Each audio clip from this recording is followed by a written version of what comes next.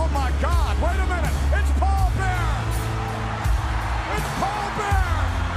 And that's gotta be Kane! That's gotta be Kane!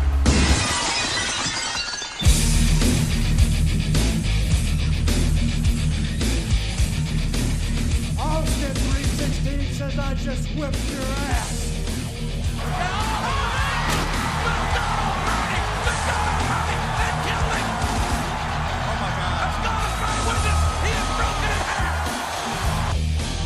It's me, Austin! Oh, son of a bitch! Frustrated into the goddamn word for it! This is bullshit!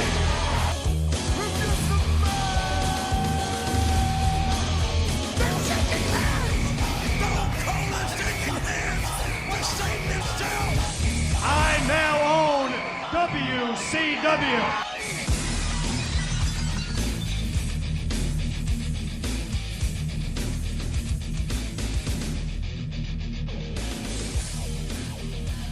Calling all faces and heels, your favorite resident tweeners are here for another edition of the Tweener Wrestling Podcast. We're exploring the era of WWF as we know as the Attitude Era. As usual, I am your co-host, Peter, with my other co-host.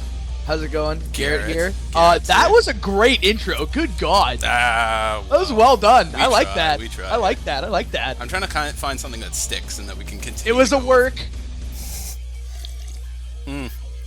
So Garrett, we are here. It is finally time to take a look at Montreal. Yes, it is. We are going from September to the beginning of November, right? Yes, and in the world of professional wrestling, Montreal has a kind of a different meaning than most Canadians. Yes, it does. I think we should go on record as saying this is episode number 7.0. Yes. Because we'll be doing a small 7.1 about more tuned towards the Screwjob and also Wrestling with Shadows.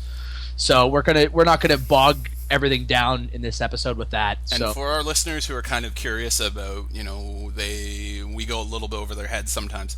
Let's just say Montreal is what they call in the wrestling industry as a shoot. So it's we'll get there. We'll get there, and we'll get there, and you're gonna see all the ramifications of it at the end of this episode. It's gonna be good. All right, Garrett. So last time, what did we talk about? Dude Love came back. Yes. He won the tag titles with Stone Cold Steve Austin. Austin wins the Intercontinental title at SummerSlam and gets his neck broken by Owen Hart in the process. Mm-hmm. I believe we said that was an attitude adjustment, which was number 6, I believe. I believe so. We had the soft debut of D-Generation X just before we get to where we are now. It's the soft debut. Nothing's really been said. They haven't really been named.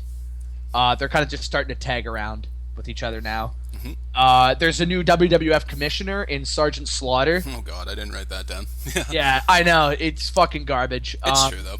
The Rock joins the Nation, which was a big deal. Big deal. Austin gets quote-unquote suspended because of his antics and his neck and shit because he's running around just fucking stuttering everyone. Mm-hmm. Before we launch into what we're doing today, I want to talk about some real-life shit. First of all, R.I.P. Roddy Piper, who died on Friday. Yes. We just found out about that on Friday morning, and obviously he touched a lot of people's hearts, like mine. Also, he was. Just so you all know, Roddy Piper is my father's favorite wrestler. My father does not watch a lot of wrestling, but he used to in the 80s when he was a kid, and he loved that man. Speaking of more modern day stuff, I watched Raw on Monday night. Whatever you're doing with the Divas division, Triple H and Stephanie, keep fucking doing it. Don't stop. Yep. That, to me, was like the most entertaining part of Raw, and I haven't seen Divas this entertaining since like Trish and Lita were in the ring. Let's just cut Ronda Rousey a check and they'll put the cherry on top. Yeah, it's fucking amazing. Also, I'm going to listen to Stone Cold's podcast tomorrow night because he's got Paige on there. Oh, right. Which I think will be really interesting because she's got a lot of really cool stories because she's like literally grown up in the business, right? You know who he was supposed to have on there before her? No. Hulk Hogan. Oh no! Yes. But guess what happened there, everybody? Oh Lord. Oh, that racism. What you gonna do, brother? Whoa, that's really ironic considering what we're going to be talking about today. Jesus. Yeah. Oh man, that's crazy. Yeah. All right. It would have been an interesting podcast, although Hogan's a big bullshitter, so. Yeah. That's so weird. I just thought about how fucking weird that is. I love how they just completely like Chris Benoit him and. Oh man, he's like gone. Yeah. He's fucking gone. Like one day I woke up and he was just eliminated from every trace of their webpage and. Oh, he's been axed so hard. And all the memes are like Steven Richards as. Yeah. Oh Jesus. As him, or like Andre the Giant tripping over himself at WrestleMania. Yeah. I like there was one on Reddit the other day actually that was Andre the Giant's biggest trip ever, and the one at when he's there's no Hulk Hogan in the picture, it's just him falling like 10 feet in the air. Oh, it's so good. And that's another thing. Before we launch in, Dana White, you're a fucking idiot. That's all I have to say about that. He basically came out the other day and said that wrestling is fake. Wrestling's not fake! And it's still real to me, damn it!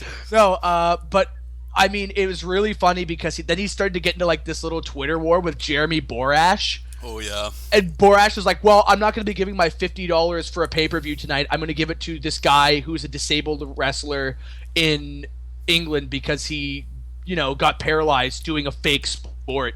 And then, like, Dana White responded with, "It's in the UK. It's free in the UK, you goof." And Jeremy Borash is like, "I live in Connecticut. What the fuck are you talking about?" Yeah, Dana White should have been like, Dixie Carter actually has to pay you to actually be able to afford and UFC. Also, your biggest pay-per-view draw in UFC history was by an old WWE guy in Brock Lesnar. Yeah, and who's now back in the WWE. And the guy he's currently grooming to be a big star is CM Punk, who's also ex-WWE. And Ronda Rousey's a big wrestling fan. Oh, huge fan. Yeah. Like, he's just a fucking idiot. Keep your mouth shut, Dana. Fuck. I think he's just like the epitome of the kind of tap-out wearing douchebags who watch, like Frank Mir put on an armbar and they think they can take you down in any bar. I think he's also trying too hard to get his product over, and I guess it kind of worked. Like, I mean, hey, I guess we're talking about it, right? So fair enough, yeah. I mean, anyway, are we ready to launch into to a T? You want to be talked about, and yeah, exactly. You want to roll into this? Yeah, let's talk about what we got on tap today. All right, we're starting Raw, September 8th, 1997, in Cincinnati, Ohio. Mm-hmm. No real main storyline here. Yep. Main storylines. Austin is stripped of the IC title. Yep. And the tournament for the vacant title starts in. We get the debut of Brian Pillman's Triple X Files. And my final main storyline is this Raw is pretty terrible. Because it is. Mm-hmm. Vince McMahon meets Slaughter in the ring to start the show. Slaughter is really upset about the lack of law and order that occurred last night in Ground Zero. I already hate Slaughter. Like, at this point, I already hate him. Well, I like the idea that we've introduced the commissioner here. I mean, Gorilla Monsoon was kind of that. The WWF always needs a commissioner. Yeah, you need an authority figure to do the sort of things. And I mean, after Slaughter, isn't it HBK? Yes, is I believe next so. on screen, yeah. And then Mick Foley. Then Mick Foley, and then William Regal. William Regal. Oh God. Yeah, you need an authority figure. You need an authority figure. Yeah. Yeah. So then after that, he's all pissy about Ground Zero. Blah blah blah. Yeah. We start the Raw with a Vader versus Bret Hart, which is kind of weird. Wait, you missed the part where Austin comes out and stuns Sergeant Slaughter. Oh, of course. Then he does push-ups and sit-ups. And then he goes and sits next to JR and he says, "Hey, how does your neck feel after stunning him the night before?" God.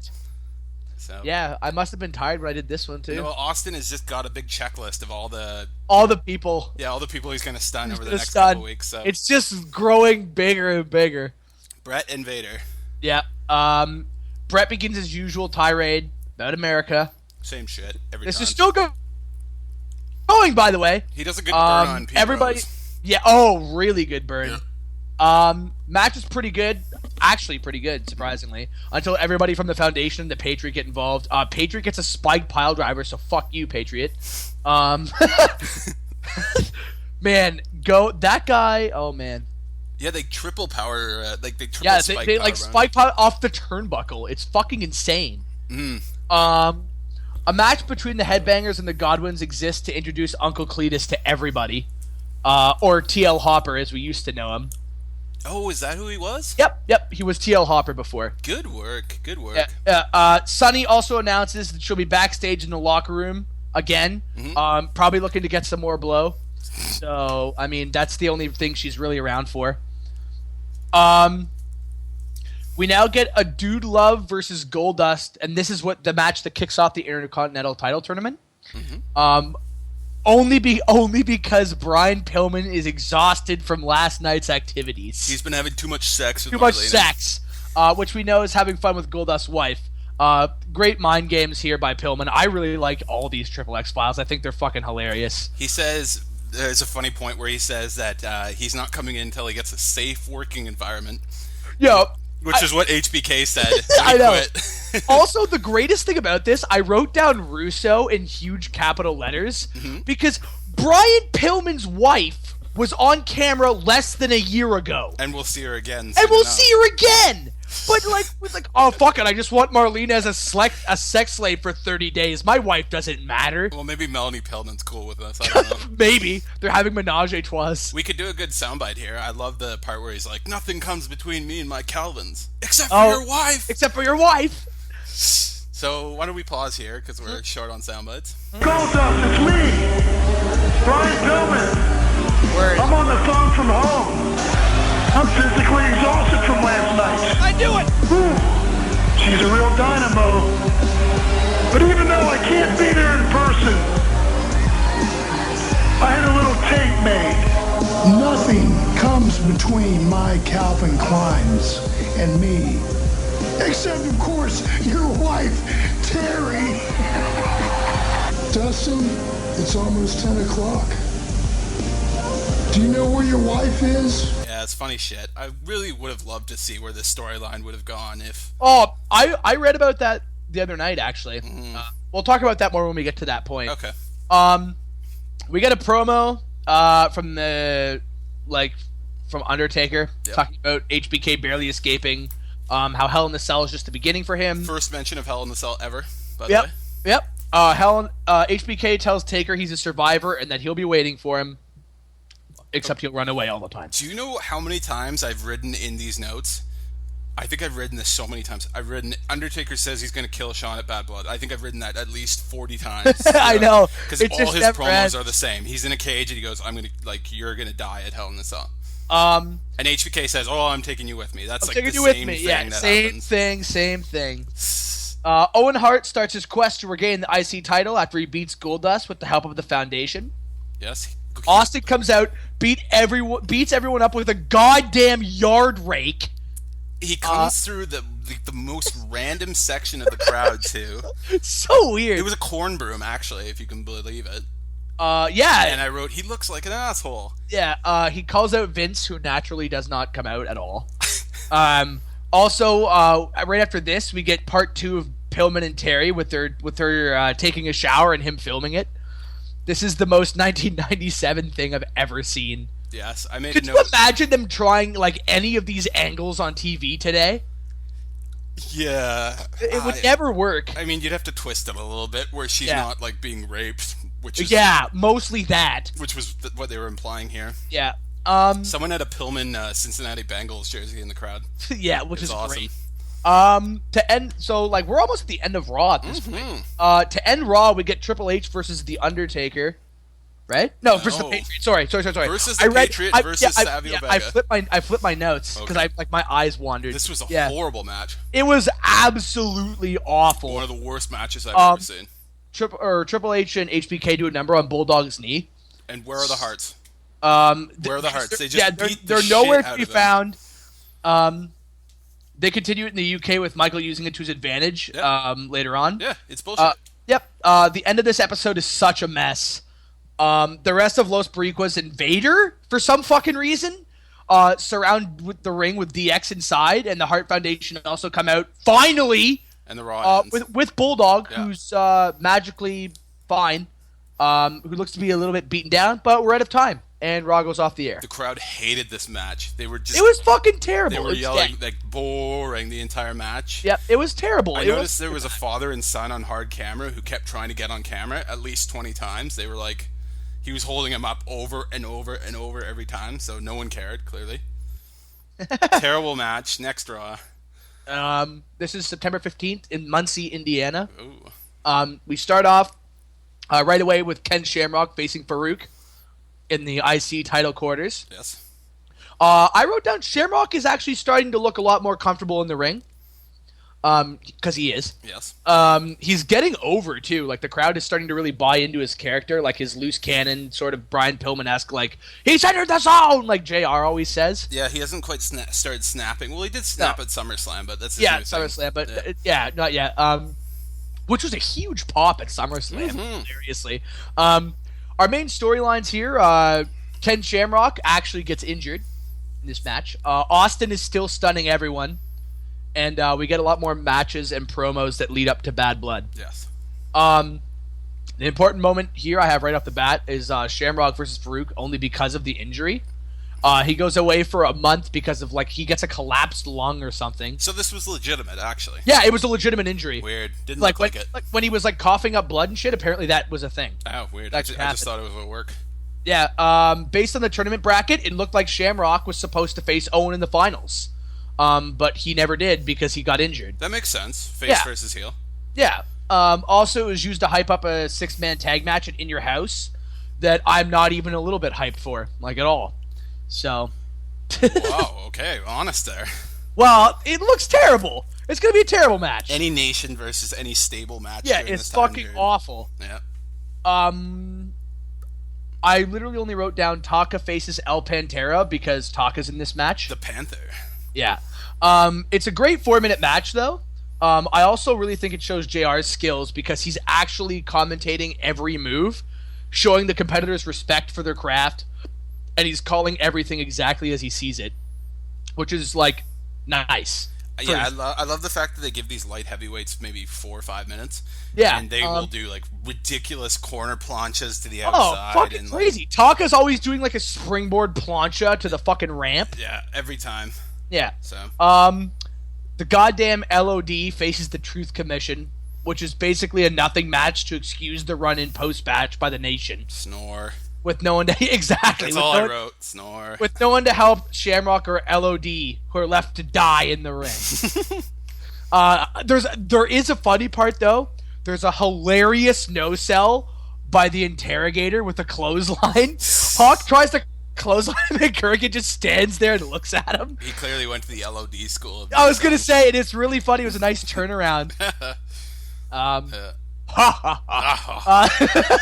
We round out the hour with Dude Love versus Brian Pillman, like what was supposed to happen last week. Yes. We also get a debut of the goth Marlena. Oh, she was hot. She was fucking smoking. Yeah.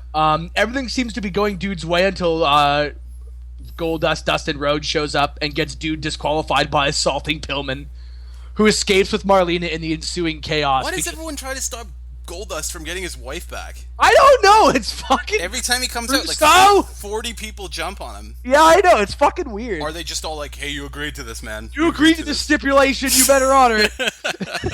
She's going great, man. You just have to live with it. Breaking up marriages since Randy Savage and so Miss Elizabeth. Weird. I was like, just go after Marlena. Stop going after Pillman. We enter the war zone with Lawler interviewing Austin and talking about how McMahon isn't here because of the tension. This was the most obvious, like, stunner I've Obvious ever stunner. Well, it's a fucking heel in the ring. Of course, I know, but it was so obvious. Austin's cutting him off, saying he does what he wants. You know, the usual Austin stuff. Yeah. He stuns King and kicks the crown around. He boots it. I put a little aside. Here. I said I'd like to thank Austin for stunning King so we can get Cornette for the second hour on commentary. Yeah, Mr. Fuck This Company comes out to do. Oh yeah, we start with Owen versus the Patriot in a match that means literally nothing. Austin comes back, tears up the restraining order, which Patriot capitalizes on and rolls up Owen for the win. This fucking Raw. I was getting pissed off at Austin for constantly showing up. I felt like he was getting a little. I like Austin, but come on. It's getting so old after a while. Ooh, Don't worry. That will happen until Survivor Series. I mean, can I run the next segment here, the Shawn Michaels segment? Yeah. Okay. So Vince and Undertaker were at a trade show here. Yep. And Crush, Shawn Michaels was wandering around backstage in his bicycle shorts, and he had gauze in his pants. And Crush was like, "Hey, you should go out there like that." And so he does. He does, and he goes out there and he harasses JR, and then it cuts to a commercial, and Shawn's just fucking around, and he goes, "Hey, if Undertaker's so tough, he should come to the ring right now. And if he doesn't come out in 10 seconds, then he's a pussy." Jesus! And he counts him out, and then the next night, Vince is like, "Yeah, I'm fining you $10,000 for that." Vince isn't putting up with that garbage. Yeah, but he talked to the Undertaker, and the Undertaker's like, "Hey, Crush said it was funny, so it must have been funny." Yeah, wasn't Crush part of that fucking gang? The backyard backstage crew or something. Backstage crew, yeah. The final match of this Raw, thank God. Is Brett and Bulldog facing the Headbangers for the tag titles, weirdly enough. How did they not go over here? Which has, like I said, I wrote down for the tag titles in a match that has the outcome we should know just by reading the card. Cornette talks about how Bulldog and Brett have never held the tag titles together. Chaotic ending with non-legal man until Bulldog just says "fuck the police" and steals a flag and breaks it over Thrasher's back. They should have just given them the tag titles. Yeah, Patriot Invaders show up to make the save as we go off the air. Why did Austin not get arrested for breaking the restraining order on Owen Hart? Several times. Well, next week. Yeah. And we get to the next Raw. We're flying. Good. No. Oh, wait, what's next? What's One the night end? only. Oh, yeah, I didn't do this. This is What? all. I missed it. You didn't watch One Night Only? Oh, I missed it. Oh, my fuck. All right, well, I'm going to have to do One Night Only by myself Yeah, then. you're doing it. Just throw it out there. All I'm right. listening. You didn't watch this. No! I totally forgot. This is amazing. Okay, well, I'm putting it in here anyway. We'll All run right, through yeah. it quickly. Yeah. Okay. I'm not mad. I mean, I think it's funny. It's the spontaneity of this show. Mm-hmm. We don't take ourselves too seriously. No. All right, so hopefully I found the One Night Only theme. It's kind of a pain in the ass to look for this sort of shit, but I'll do my best. This was a pay-per-view Oh my fuck. in Birmingham. 11,000 people went. Jesus. September 20, 1997.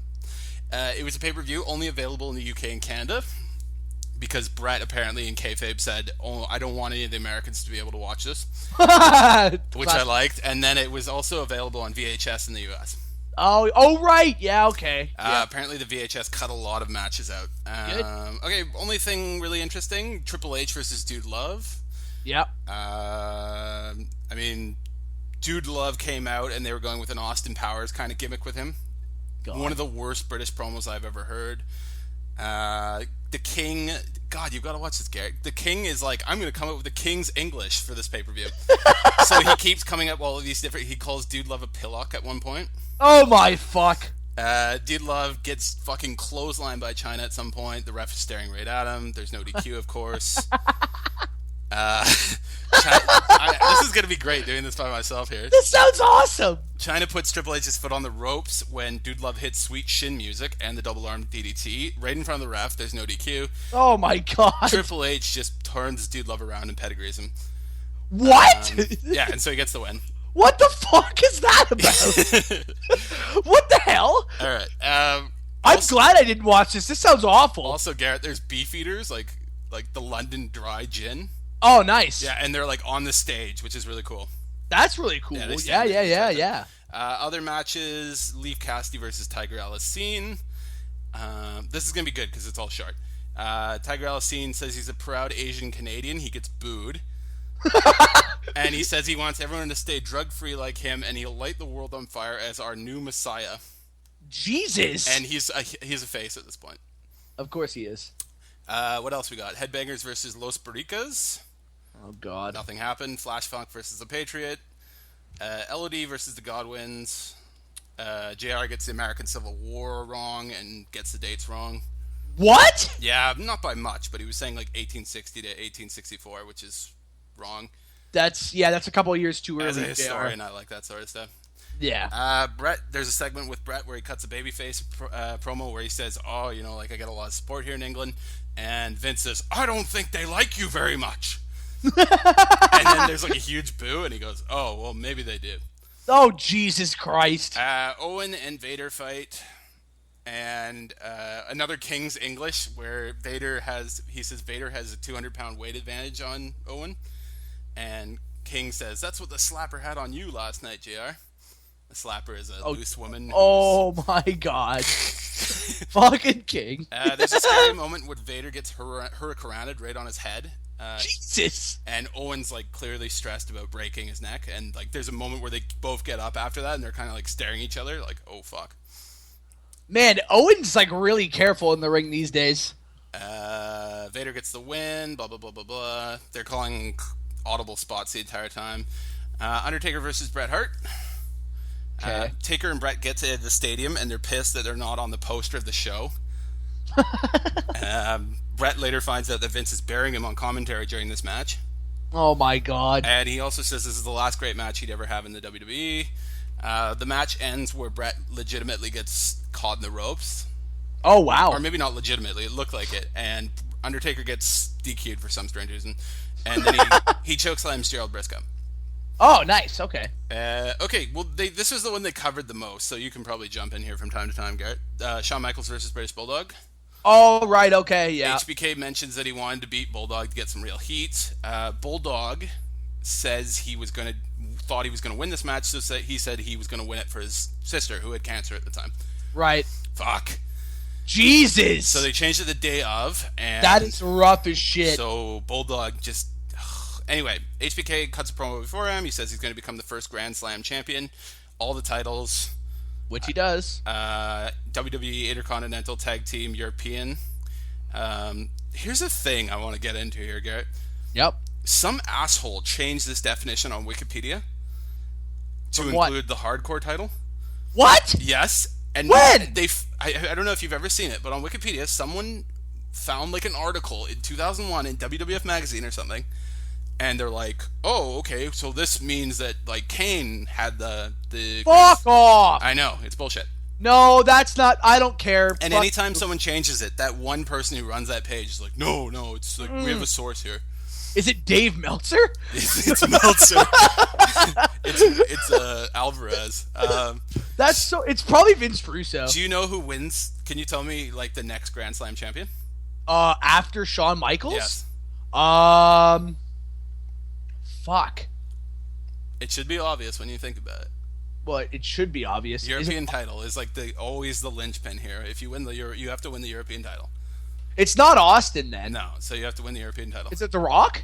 No, it's Triple H. Oh, of course, because he had the European title at one. Yeah, right. Okay. Other Grand Slam champions by the real definition, and not that bullshit one. Chris Jericho. Chris Jericho. Yep. Kurt Angle. Eddie Guerrero. Yep. Rob Van Dam. JBL. Really? Yes. Wow. Remember, he was like the Texas European champion for a while. Oh, right. And Jeff Hardy. Yeah. Oh, yeah, I knew Jeff Hardy, but I forgot about JBL. That's fucking weird. And if you count like the World Heavyweight Championship, as some people do, I don't. Christian would be on that list as well. Really? Yes. I feel like counting it just because Christian doesn't know when to fucking retire. I like Christian. Has anyone told him he's a Grand Slam champion and he should retire? No, they retired. Like I feel like they retired him, like for him. They just made him retire. Well, they haven't put him in anything, right? Like he doesn't. Yeah. So. Yeah. I mean, all right, moving on through this. He should never have went to TNA. This is the greatest like segment we've ever done. Me just running through this card by myself. Yo, fuck you. By the way, I don't need you. next week's podcast will be Peter. I definitely need you, as you can tell. Anyway, Bulldog comes to the ring with his cancer-stricken sister. Oh my god. She looks sick. This is so heartbreaking. Oh, she looks outrageously ill. She doesn't look well. There's a great shot where Shawn comes out and he does a crotch shot with the Beefeaters right next to him. Bulldog is so over. It's not. Well, even funny. it's England, of course he is. And there's a point where he lifts Shawn over his head for about 30 seconds, and he's like trying to throw him out of the ring, but the ref keeps stopping him on every side of the ring. Really? Yeah, it's a really cool moment. God damn. HBK goes for a Hurricanrana. Bulldog turns it into a Beautiful powerbomb, just fucking murders him. Bulldog puts Michaels in like a Mexican surfboard. Okay. This was clearly supposed to be like a cool spot, but Hebner starts counting Bulldog's fucking shoulders down, so Bulldog has to let go, and he gets up and starts fucking like yelling at Hebner for doing that. What the fuck, Hebner? Okay, this is the part where I was getting like audibly pissed. Okay, Rick Rude comes to the ring, starts distracting Bulldog. Where are the Hart Foundation? Bulldog starts to come back, DX comes out. Loud, "We want Brett" chant. HBK hits 2 top rope elbows, goes for sweet chin music. It gets countered into a power slam. It's fucking gorgeous. Oh my fuck. I said that would have been an amazing finish. They pulled Bulldog out. He gets sweet chin music and pedigreed outside by DX. Yeah. And then they start slamming his leg into the rail, and the crowd actually holds back on the rail so DX can't do use it. the rail, Yeah, which is I funny. love when crowds interact like that. That's so cool. I write, this is one of the worst officiated matches ever. I'm clearly becoming a mark here. Yeah, you are. What else? HBK takes Bulldog's knee brace off and throws it at his cancer-ridden sister. Oh my I wrote, god. fucking bullshit. This legitimately makes me angry. The ring, Yeah. okay, Bulldog gets put in the figure 4 and he passes out.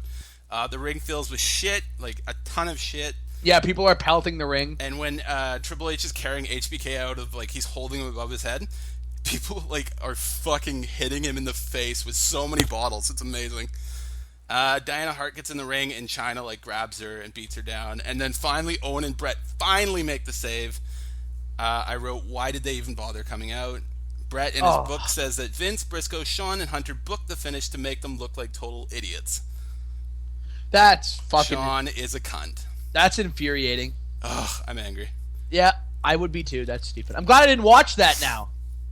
It made me so angry. It was like, I don't know. It's like watching the 2011 Stanley Cup Finals or something. Fuck.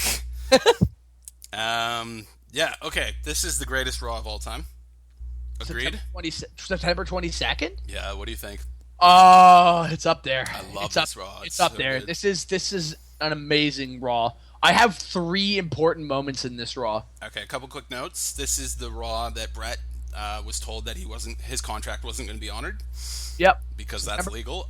New York City, New York as well. Yeah. Vince says he'd pay him everything on the back end of the deal. I don't know why Brett just didn't take him to court. Yeah, fuck. And he tells Brett that he's going to downsize the WWF into a northeastern U.S. promotion.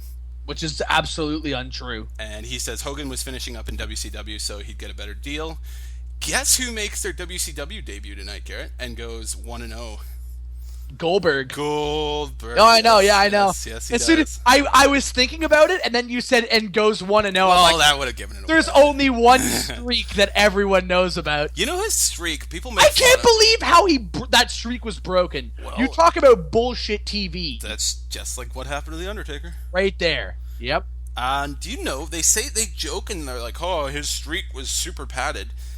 His streak was actually like 100, it's supposed to be 173. He was over New Japan Pro Wrestling and shit too. But if you actually look on like people have done the math and like they've counted house shows and stuff and like looked up the results and it's like 165 or something. It's pretty high. Yeah, he's like 165 before he got defeated. In the most bullshit manner possible. It was bullshit, and it should have been a lesson to the WWF, but to not do shit like that. yes. Yeah. Yeah. Yep. All right. Oh well. Anyway, Raw, September 22nd, 1997, New York City, New York. What a Raw. We start off with an old nation rivalry in The Rock versus Ahmed Johnson in the IC title tournament. Well, before we get there, sorry, Yep. did you see the promotion, like the video at the beginning where they're showing Hulk Hogan, Billy Graham, Roddy Piper, Bruno Sammartino, Randy Savage, and all these guys that they like weren't talking about? And they say that that Madison Square Garden's most defining moment might happen tonight. Oh, Jesus. Yeah. That's pretty absurd. Yeah. And Good for them. there were a couple of good ones that happened tonight. It was a work. So yeah, we start off with that match, which is kind of hilarious. Rocky versus Ahmed. Yeah. This is I said the main. I have a couple main storylines for this one. Mm-hmm. This is Brian Pillman's last match on TV. Oh God. Austin stuns McMahon, which I'm counting as an attitude adjustment, number 7. Okay. Cactus Jack returns this Raw. Mm-hmm. And those are our main storylines. So the only nice thing about the first match is Austin yelling at everyone from the rafters. He's in the crowd. He's very... You know what this is like?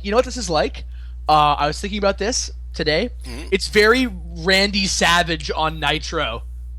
Is Austin yelling at people from the rafters, because that's what Randy Savage used to do all the time. I never seen it. I never really watched Nitro. And a bunch of old moments from MSG in the past. Like, there's always somebody in the fucking crowd yelling. We then find out how HBK won the title from Bulldog in England. He used the key, apparently. What a shame. Yes. Vince McMahon then meets with Undertaker to hype up Hell in a Cell even more. Yes, the winner goes to Survivor Series now. They've added that. Yeah, they've added that stipulation. He spews that HBK and Brett's judgment will soon be upon them until Shawn Michaels interrupts. He can't believe he has to earn a title shot after being the only man in the company to earn every major title. Yeah, he's got a point. He then again proceeds to remind us that he lays down for no one. I said he isn't doing any more jobs, and he's won every title, so why should he wait for wait in line, basically? Basically, yes. Yeah. So first important moment I have on here is Brian Pillman's final match. Mm-hmm. And I even wrote this down. This is here only because it's the last time we will see Brian Pillman on any TV, on any televised match. He claimed he broke his arm falling out of the tub. This fucking match is so funny. But Slaughter sees through that and he throws a fucking water bottle at him. Yeah. And Pillman catches it with his supposed bad arm. He has a decent match with Owen, actually. It's really funny. And some tomfoolery with Goldust ensues. I love they they're so gentlemanly at one point, Owen's pinning Pillman, and when they do the kick out and yell at the ref, that was 2, that was 3. Both of them are that was 3. Yeah. Oh God. Also, it's worth mentioning Marlena just looks like such a dirty hoe here. Oh, she's looking good. Great dirty hoe though. Goldust interferes, and you can audibly hear him yell, "Come on, motherfucker!" Yeah. I love those moments when the camera doesn't click away, because Goldust is money for them. I mean, he did that in January. He did this in January. He's "Come on, you son of a bitch!" It's so funny. I love this match. It was so funny, and looking back on it, it was probably the way I would like Brian Pillman's last match to be on TV. Mm-hmm. Just him being a loose cannon and kind of a weird fucking dude. Then we get to there's nothing in between this and Austin Vince McMahon moment, is there? No. Okay, good. So the next one is our attitude adjustment number 7, which is Austin stunning Vince McMahon in the middle of the ring. Oh. After interrupting and assaulting Owen Hart, Austin is about to be arrested. Which is good. They're enforcing the restraining order. The restraining order. But then McMahon stops the police and says, "Hold on!" And he demands to know, "What's the matter with you?" When he fucking keeps asking Austin what's the matter with him and what's up his ass, basically. He basically says he's sitting at home, and he's sitting there and he's not getting paid to sit at home, and he wants to come back and no one will let him come back, and all this bullshit. And then it's great because Vince McMahon sets this up perfectly. He's like, "We're here because we care about you. We're concerned for your safety and well-being." Just leading it up perfectly so Austin can do his soundbite, which I think we should put here. All right. You know as well as I do that this is what I do for a living. This is all that I do, and can't nobody tell I ain't the best in the damn world.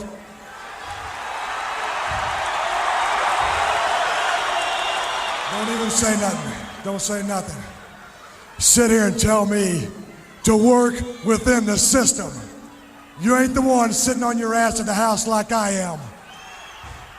But if that's what it takes to make you or the World Wrestling Federation happy, hell, I feel like Cool Hand Luke. I'll work within your stupid little system. That's all these people ask. I appreciate the fact that you and the World Wrestling Federation care. And I also appreciate the fact that, hell, you can kiss my ass.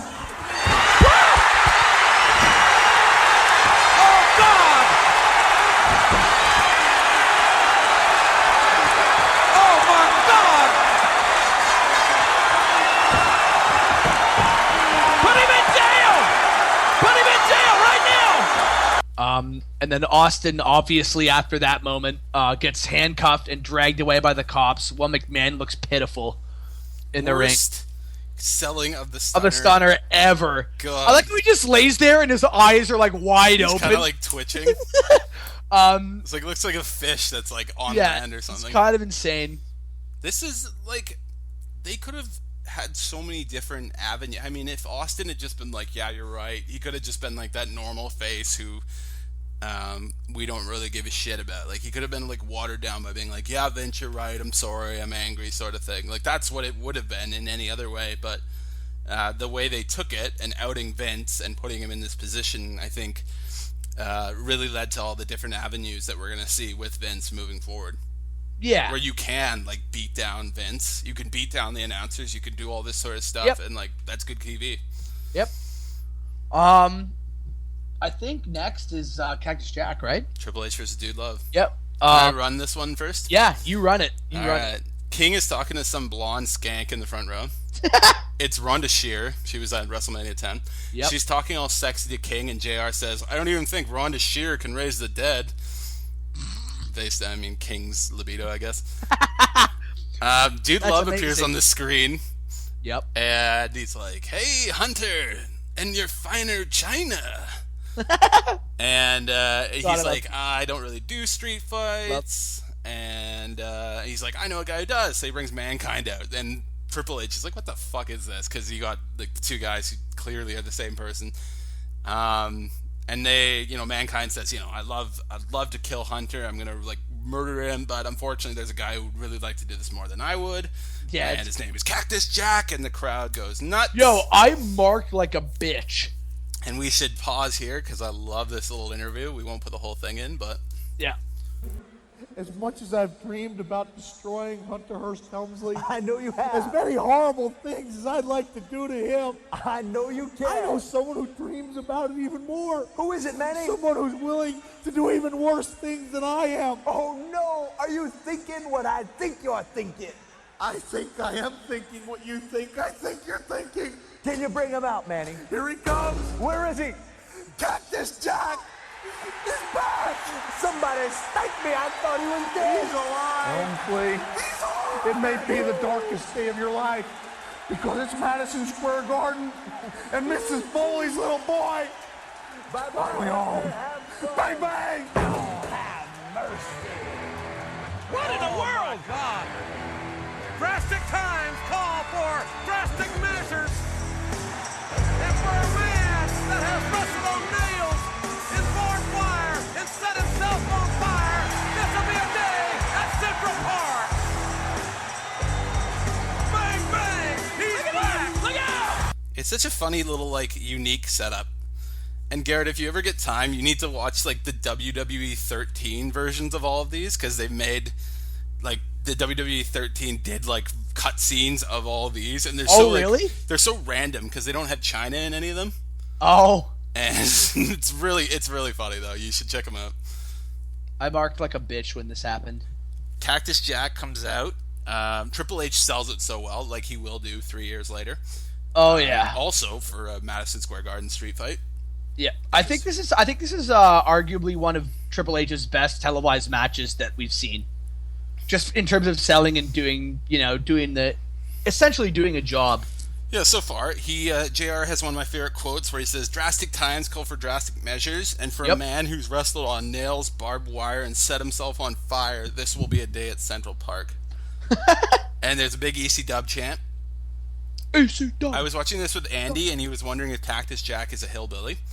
And thanks, Andy. That kind of led me to wonder what's the difference between Cactus Jack and Mankind, but I think they kind of like, I don't know, Mankind's maybe the dorkier version?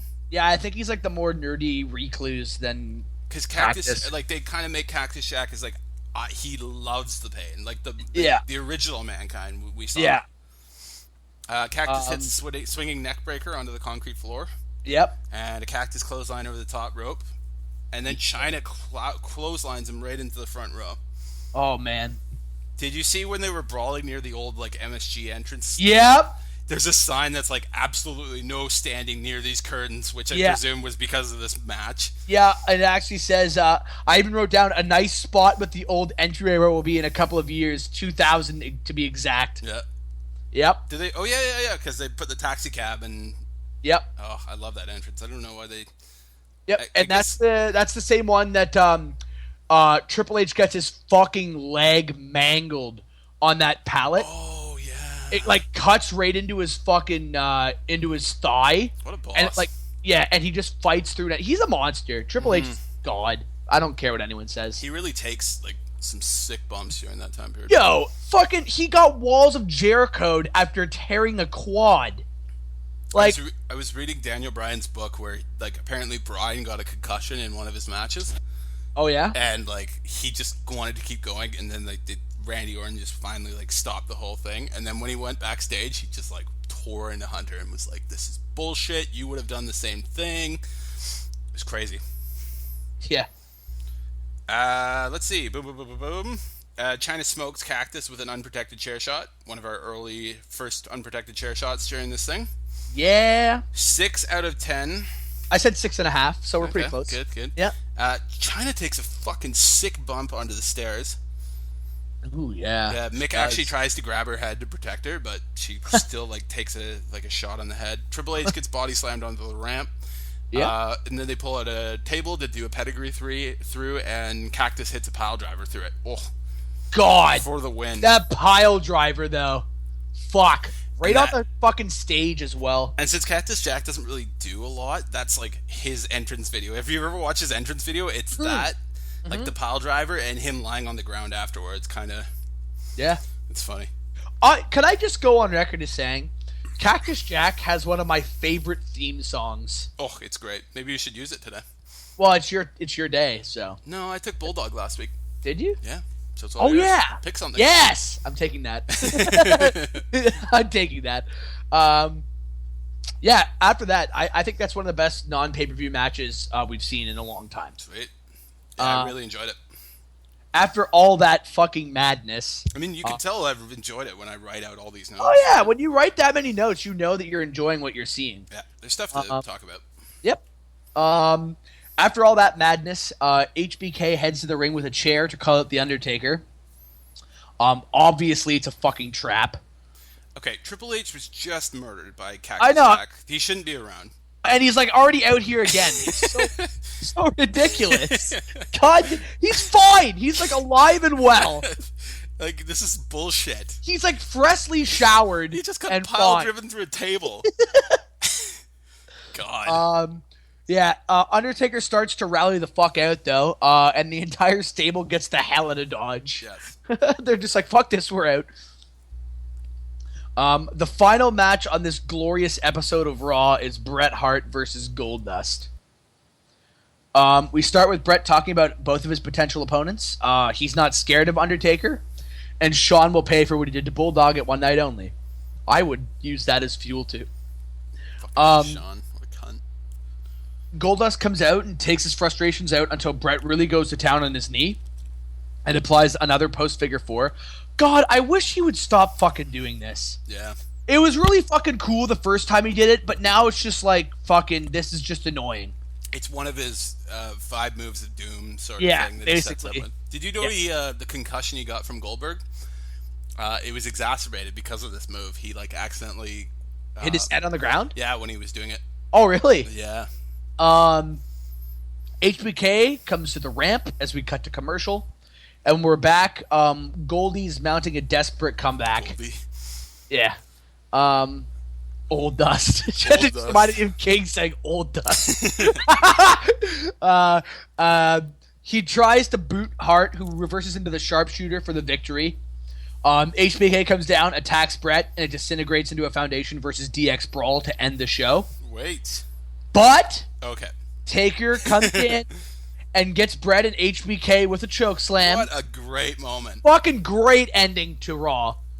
I love when you're like, no, I'm like, but wait, there's more. I love the idea of 2 major heels kind of fighting it off for superiority, and then like a dominant babyface fucking them both up. I think that's a really cool idea. They should really do something like I don't know. They need to get rid of the fucking Authority before they can do this sort of thing, but they're never getting rid of the Authority, so who knows. Next Raw. The Authority. Oh, September 29th in Albany, New York. They go to Albany all the time. They move like 2 feet. Like, what were they doing for a week? Yeah, I wonder if they just taped it on like a Tuesday. Yeah. We start with Vince introducing HBK and company to the ring. He wants to know why Rick Rude is here. And Triple H and HBK are just jacking off on live TV. They're jacking off. They're being On paid live- to jack off. As DX. I love this segment as we get to see a Hunter reaction to facing the Undertaker. He does his classic fucking Triple H like, no! And he's like shaking the ropes and losing his mind. Like, that's crap! Like, it's such a great... I love when he does that shit. He's good for that. I hate it when he does the whoa no like face with Shawn Michaels. I love one of my favorite things is coming up later with that, which is great. The main storylines, DX is basically officially formed. Yes. This is the final Triple X Files episode. And the last Raw for Ren. And Austin's ultimatum is this episode as well. Are we just doing the DX segment still? Yeah. China has Triple H's future pants on. Yeah, she does. Did you notice that? Yes, I did. I was wondering if you would notice that. That's actually one of my points. Yes. Triple H shoots on Vince. You're always afraid of clicks, weren't you? And that's basically it. There's a great line. We came, we saw, we kicked the dead man's ass. Yep. Moving on. We start off with Davey Boy Smith. Starts off against Vader with a terrible knee from One Night Only still. Poor British Bulldog. Apparently, according to Brett, he was like done after One Night Only. He like just didn't want to be there anymore. Whoa, fuck! Why would you? You dedicate a match to your cancerous sister, who is like literally looks like she might not have very long at that pay-per-view, and then you get fucked around and screwed in one of the worst officiating matches of all time. Like, why the fuck would he want to stick around? Holy fuck! It is pouring outside. Yeah, there's supposed to be a big storm this afternoon, and it's moving this way. So yeah, it's just it's pouring. Yeah, I can hear it. Yeah. For those of you that don't know, the storm. The match is okay until the Hart Foundation comes out and mangles Vader and the Patriot. And they drape the Canadian flags over them and prep for their match at the pay-per-view, which I really liked. I liked that little spot. I know, I like that too. Very mafioso. Not a bad 2-minute brawl. Next up is a match between Ahmed Johnson and Farouk. Fuck. With the teams that will brawl at Bad Blood. 1 year later. Well, yeah, I wrote this down. We find out that Ahmed, in typical fashion, needs surgery after fucking up his hand in the most typical Ahmed way possible. God. Shamrock won't make it because of his lung injury as well.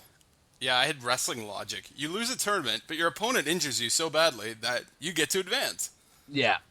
A final edition of Pillman's Triple X Files are on next, and they show Marlena and Brian in a hotel bed, and him telling everyone he will not face Dude Love until Goldust is handcuffed to the ring post. Interesting stip here, because that was the stipulation for SummerSlam. Yes, smart guy.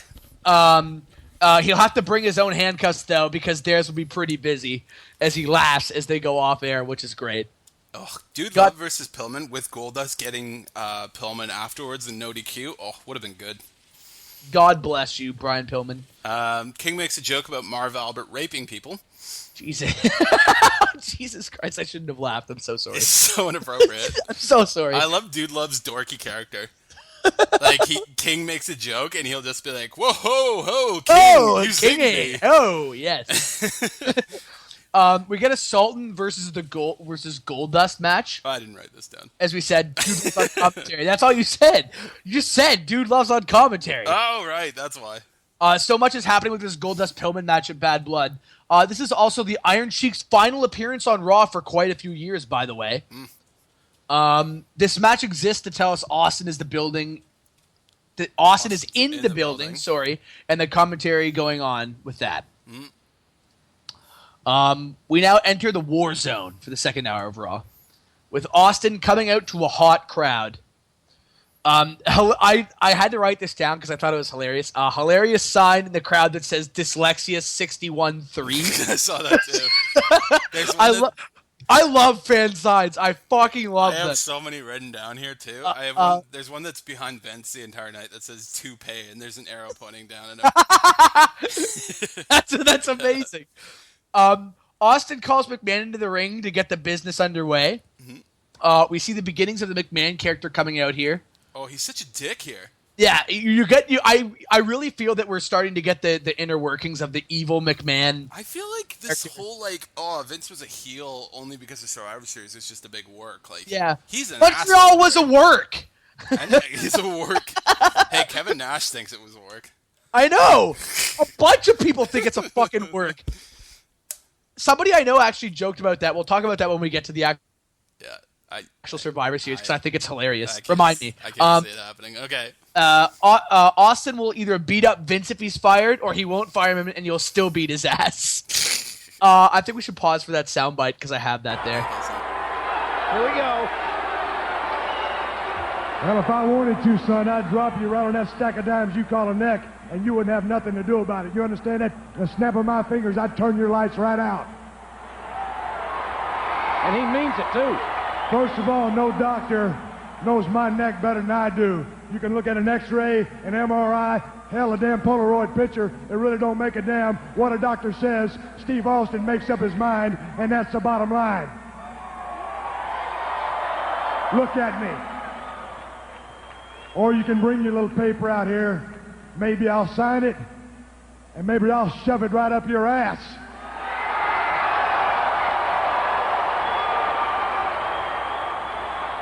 Thirdly, if you decide to fire me in front of the world, I will damn sure beat your ass in front of the world worse than you've ever been beaten in your life.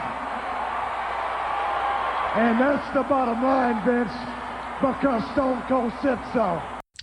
Next, I have a Russo moment, which is, what the fuck happened to Los Boricuas style? Yeah, they went all LAX. Russo! Well, I like that better than, the white, fucking... Yeah, at least they look like yeah. legitimate gangbangers now. Yeah. We now get the debut during Owen's promo of one of my favorite wrestling shirts of all time. Yeah. Which is Owen 316. I just broke your neck. I love that shirt. Gee, I love it to death. I wonder why Austin was so pissed off at Owen. Yeah. I love it so much. Of course, Austin is one of the police officers and stuns Owen before escaping police through the crowd. Yeah, and it's off camera, though, which is weird. Yeah, which is really bizarre. When they normally do this sort of thing, all the people will be in the ring surrounding them. And that's when the guy will slowly take off his helmet and you'll get the reveal. But Austin just did it off camera. Yeah. Which is weird. Anyway. We get to our final sort of match-esque thing to finish Raw. I love this whole set. I'm jumping in then. We got lots of stuff here. They show the construction of the Hell in a Cell. Ah, yes. King says the guy making it also did the aluminum siding on his house. And JR, so random and dumb. Such a classic King line. Jesus Christ. I wish you could say what he thought these days. I know. It's just such a dumb line, but it's funny. I can only imagine what was going through his head. He can actually say it when he saw Paige bend over in her fucking wrestling attire the other day, and he made that really perverted fucking face. I would just love to hear what he has to say these days. I know, they should just let him be him. He would be arrested on sexual everything. Immediately escorted out of the ring. Escorted out of the building. JR takes a shot at WCW's War Games. He says it isn't an AARP sanctioned cage match, which is the American Association of Retired Persons, I believe. Yeah. And there won't be a wheelchair ramp on the side of the cage. Where are we now? Undertaker makes his way to the ring. Bret and Bulldog beat him down. Vader and Patriot make the save. HBK and Triple H beat the absolute shit out of the Undertaker. Yeah. Undertaker is busted open, and the fucking ref rings the bell to start the match. Yeah, I know. What the hell?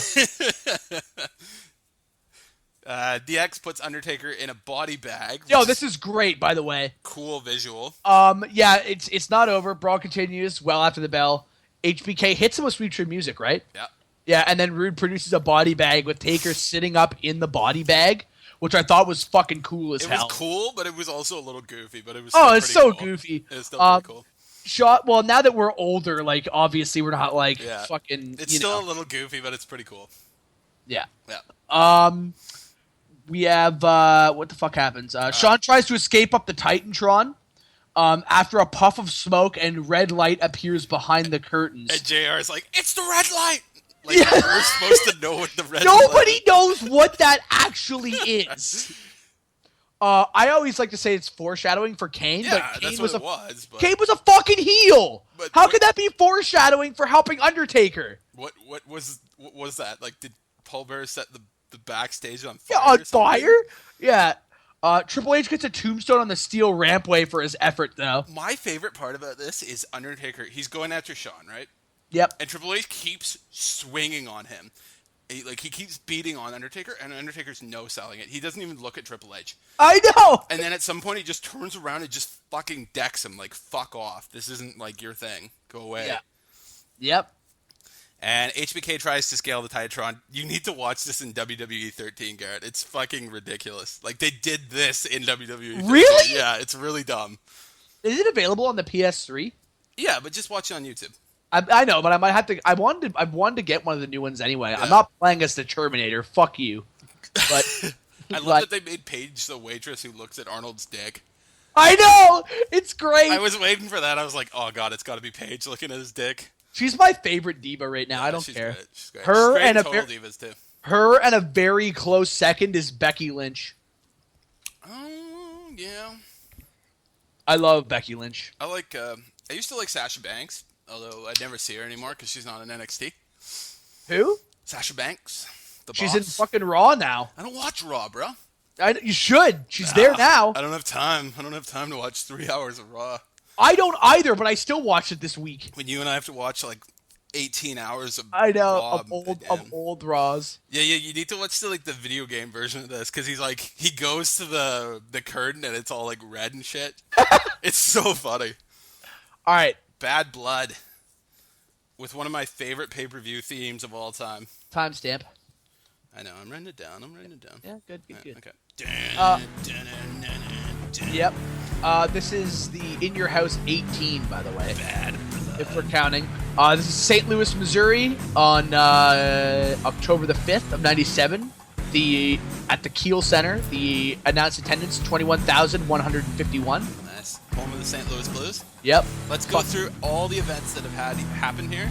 All right. I'm going to hold one away from you just to surprise you. Okay? All right. There's All a big right. event here, and I'm not going to tell you about it All right. until it's time. Survivor Series 98.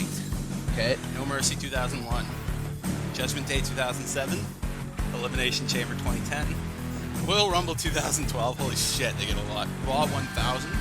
Extreme Rules 2013. That was Wait, this got Raw 1000? Yes. Fuck you, St. Louis.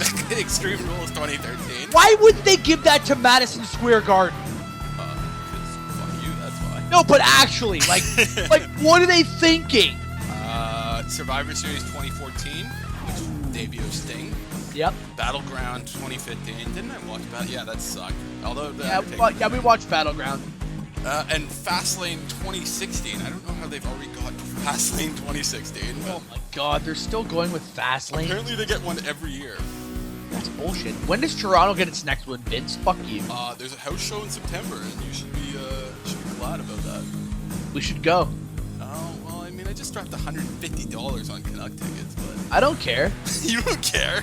Are they Canucks? Is that the Canucks Leafs game? Yes! Oh, fuck it. Fuck that. Fuck the house show then. We're going to that. Fucking Canucks are gonna do the job. I don't want to go. The biggest job. All right, here we go. So the pay-per-view starts, and I'm like, didn't Brian Pillman die? Yo, earlier? this is the worst. This is fucking awful. Okay, so let's set the stage for everybody.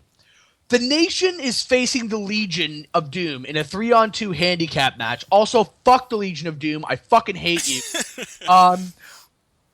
The Nation is coming to the fucking ring and Vince announces to the audience that Brian Pillman passes away. Yeah, can you imagine? That's when he tells people. Yeah. He tells them when there's a fucking match about to start. Jesus. Yep. Good God. Very tactful, Vince. Very fucking tactful. They clearly didn't know what to do when this sort of thing happened. Back then. Don't worry, they've gotten a lot of practice since then. Oh, yeah. So it seems like Who are the superstars that have died since, like, really big name ones since? Yeah, well, active roster, there hasn't been a lot, but... Well, no, but I mean, like, people that were on the active roster that were big names since Brian Pillman. Owen in 99. Eddie in 2005. Eddie in 2005. Benoit 27. 2007. Yeah. And then I can't think of anything recently, Macho Man Randy Savage, 2012. They didn't even acknowledge it. Nope, because he wasn't on good terms with them then. Because he fucked Stephanie McMahon. I know, everyone knows that. It was that, and then we had Ultimate Warrior. Yeah, that one they made a big deal of. But yeah, again, only the active rosters. And Roddy Piper. So they're going to make a big deal about that tomorrow night, I imagine. But only the active rosters are the ones where they will completely shut the show down and, like, yeah, they'll do highlight packages. The best example of that is Raw is Owen. Yeah. But no, Will Guerrero, like, was literally Raw and SmackDown. Yeah, oh yeah. And then for Benoit, they're just like, fuck it, just show like a DVD. They started, and then it was like, oh, he murdered. And in the middle of it, William Regal's like, I don't ever want to speak about Benoit again. Ever.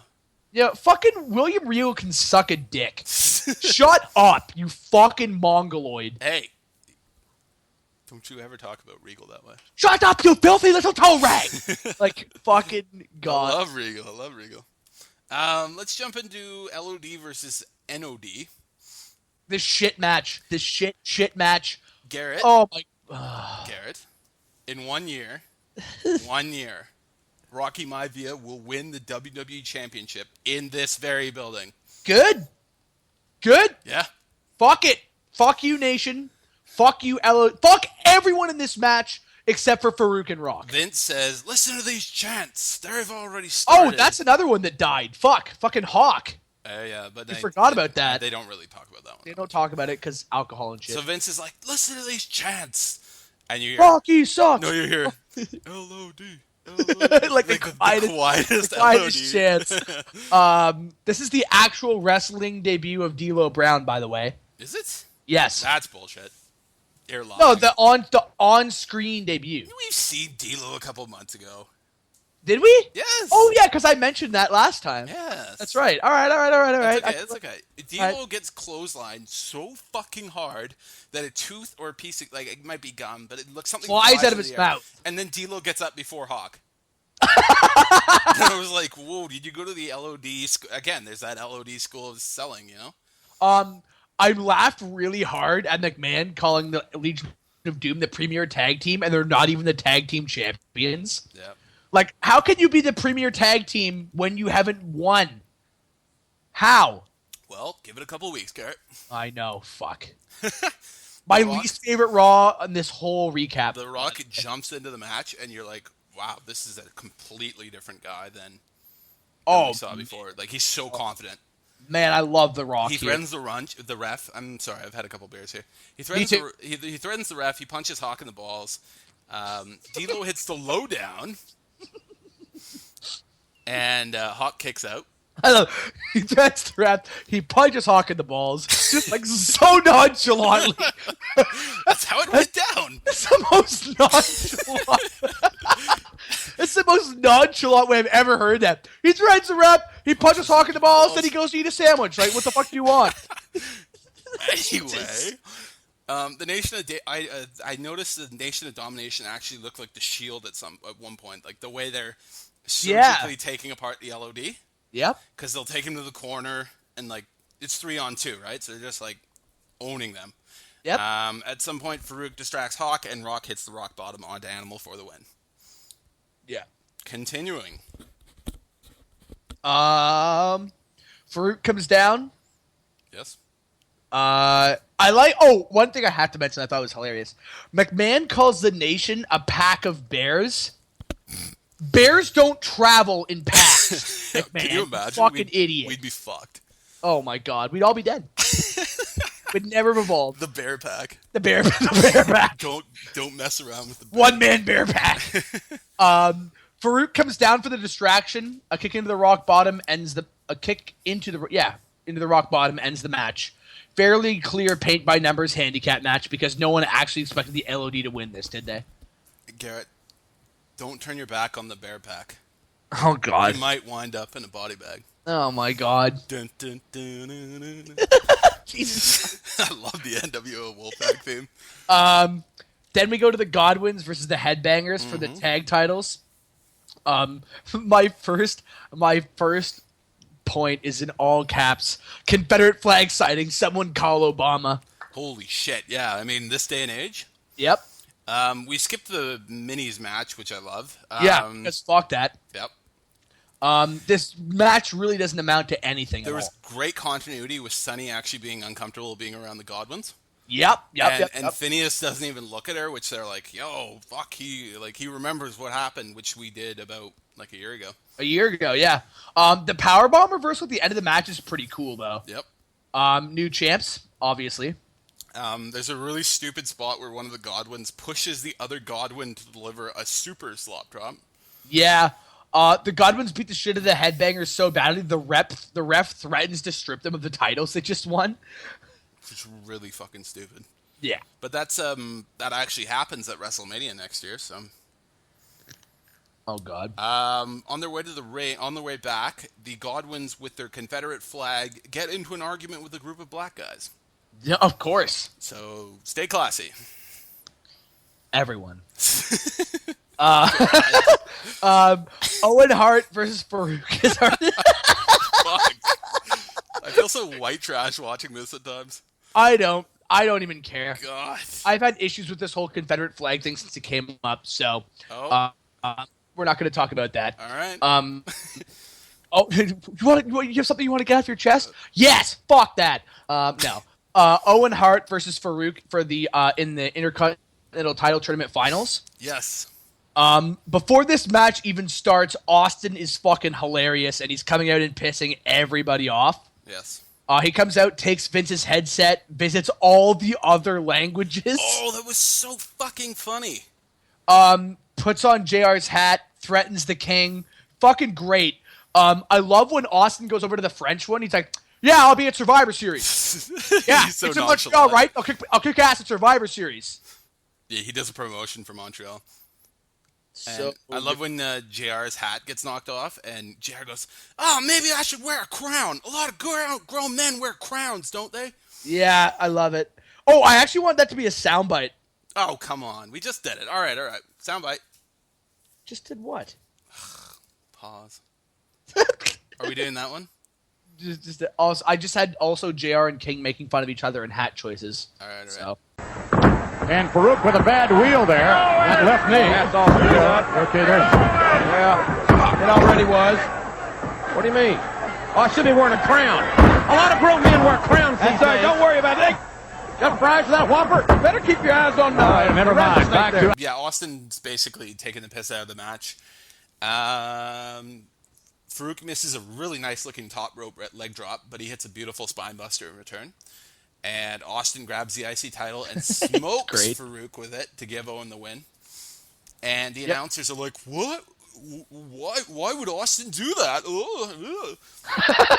And I'm like, it's kind of fucking obvious, isn't it? Like, he wants the rematch. He wants the rematch, yeah. Like, and Owen after goes, "I want it by myself." I love that. I love Owen so much. I did it all by myself. I did it myself. Hey, Garrett, you want to hear something sad? Oh, God. In 2 years, this arena is going to host Raw's Owen. Yo, interesting point about that later. Okay. Yeah, but also that, yes, you're right. That's absolutely awful. Fuck, I miss Owen so much, Jesus. Wait till Monday night. Yeah. Anyway, flag match. Patriot Vader versus Brett and Bulldog. Oh, thank God you skipped the same one I did. Did we skip one here? Oh, yeah, we skipped the DOA versus... No more DOA matches. That's why I said it. I was like, I didn't write anything down. I wrote nothing. All right. Shit. It's a flag match where I guess Vader's a face now. It's a flag match where you can win by pinfall and submission. I'm going to The pause dumbest here. thing ever. Pausing for the usual suspects. Oh shit! It's Vince Russo! Because that's like the most Vince Russo thing I've ever heard. It's how I even wrote this down. This match is a great brawl. I don't think pinfall should ever have been added to this stipulation. It didn't need to happen. No. I mean, I don't know why they just didn't do it. Beforehand, Vader goes, best there was, what a load of bullshit. And JR goes, wow, we didn't say you had a lot of class. Good grief. They're so shocked. They're so like, what? They're so shocked at Vader. He's from the mountains. He's from the Rocky Mountains, you know? He does so much class. He's tapping into the Rockies. Yeah, I really love the opening of this when Bulldog and Brett are near the fans and the fans are heckling them. Yeah. And Bulldog just turns around and he's like, I'll spank you! Like, it's so funny. Like, I just love when fans and wrestlers can interact that way. And then we have an actual run-in, by the way. Well, I mean, the start of the match, Vader and the Patriot just beat the shit out of Brett and Bulldog. Yeah. They kill them. Mm-hmm. And they're like laying outside of the ring. Like, they beat the fuck out of them. They're done. Yep. And they just stand in the ring like dumbasses and don't go after the flags. Yeah, I know. And the announcers are like, I mean, yeah. I think King brings it up, and they're like, well, no. Like, why are they wasting time? They should be going. And then JR's like, well, I guess the Patriot wasn't valedictorian at South Dakota State. Jesus. And, no, he was busy popping prescription pills, JR. JR says that Brett will have a much more positive experience in Montreal next month. Of course he will. Oh, wait. I said this match actually had some potential, but the rendering of the flags obsolete with pinfalls and submissions just it makes it stupid. What's the point? There's no point. Like, the whole point is to get the fucking flag. Yep. Why don't we do a ladder match like Money in the Bank where you can win by pinfall? Okay. And then what do we do with the briefcase? It's just there? It's just there. They win the briefcase. It's just it'll window come dressing. down. It'll be like Austin with the boss man up top. It'll just come down. It comes down. Well, it would have been more like Mr. Kennedy. Like it would drop into his hand or something. Mr. Kennedy? Yeah, Mr. Anderson. Kennedy. Did you write down the ending of this match? I forgot what happened. I think Brett and Bulldog win. Yeah, Brett and Bulldog win because Patriot does an absolutely outrageously terrible sharpshooter. Oh, no. And then that up and there was like a really bad pin because fuck it. Why didn't they just do the flag? Because it's Vince Russo. It's so dumb. It's Vince Russo. All right. So now are we going to the match? Yes, the match of the era number 4. Wait, I have a question here. Yes. Do you like this better than WrestleMania 13?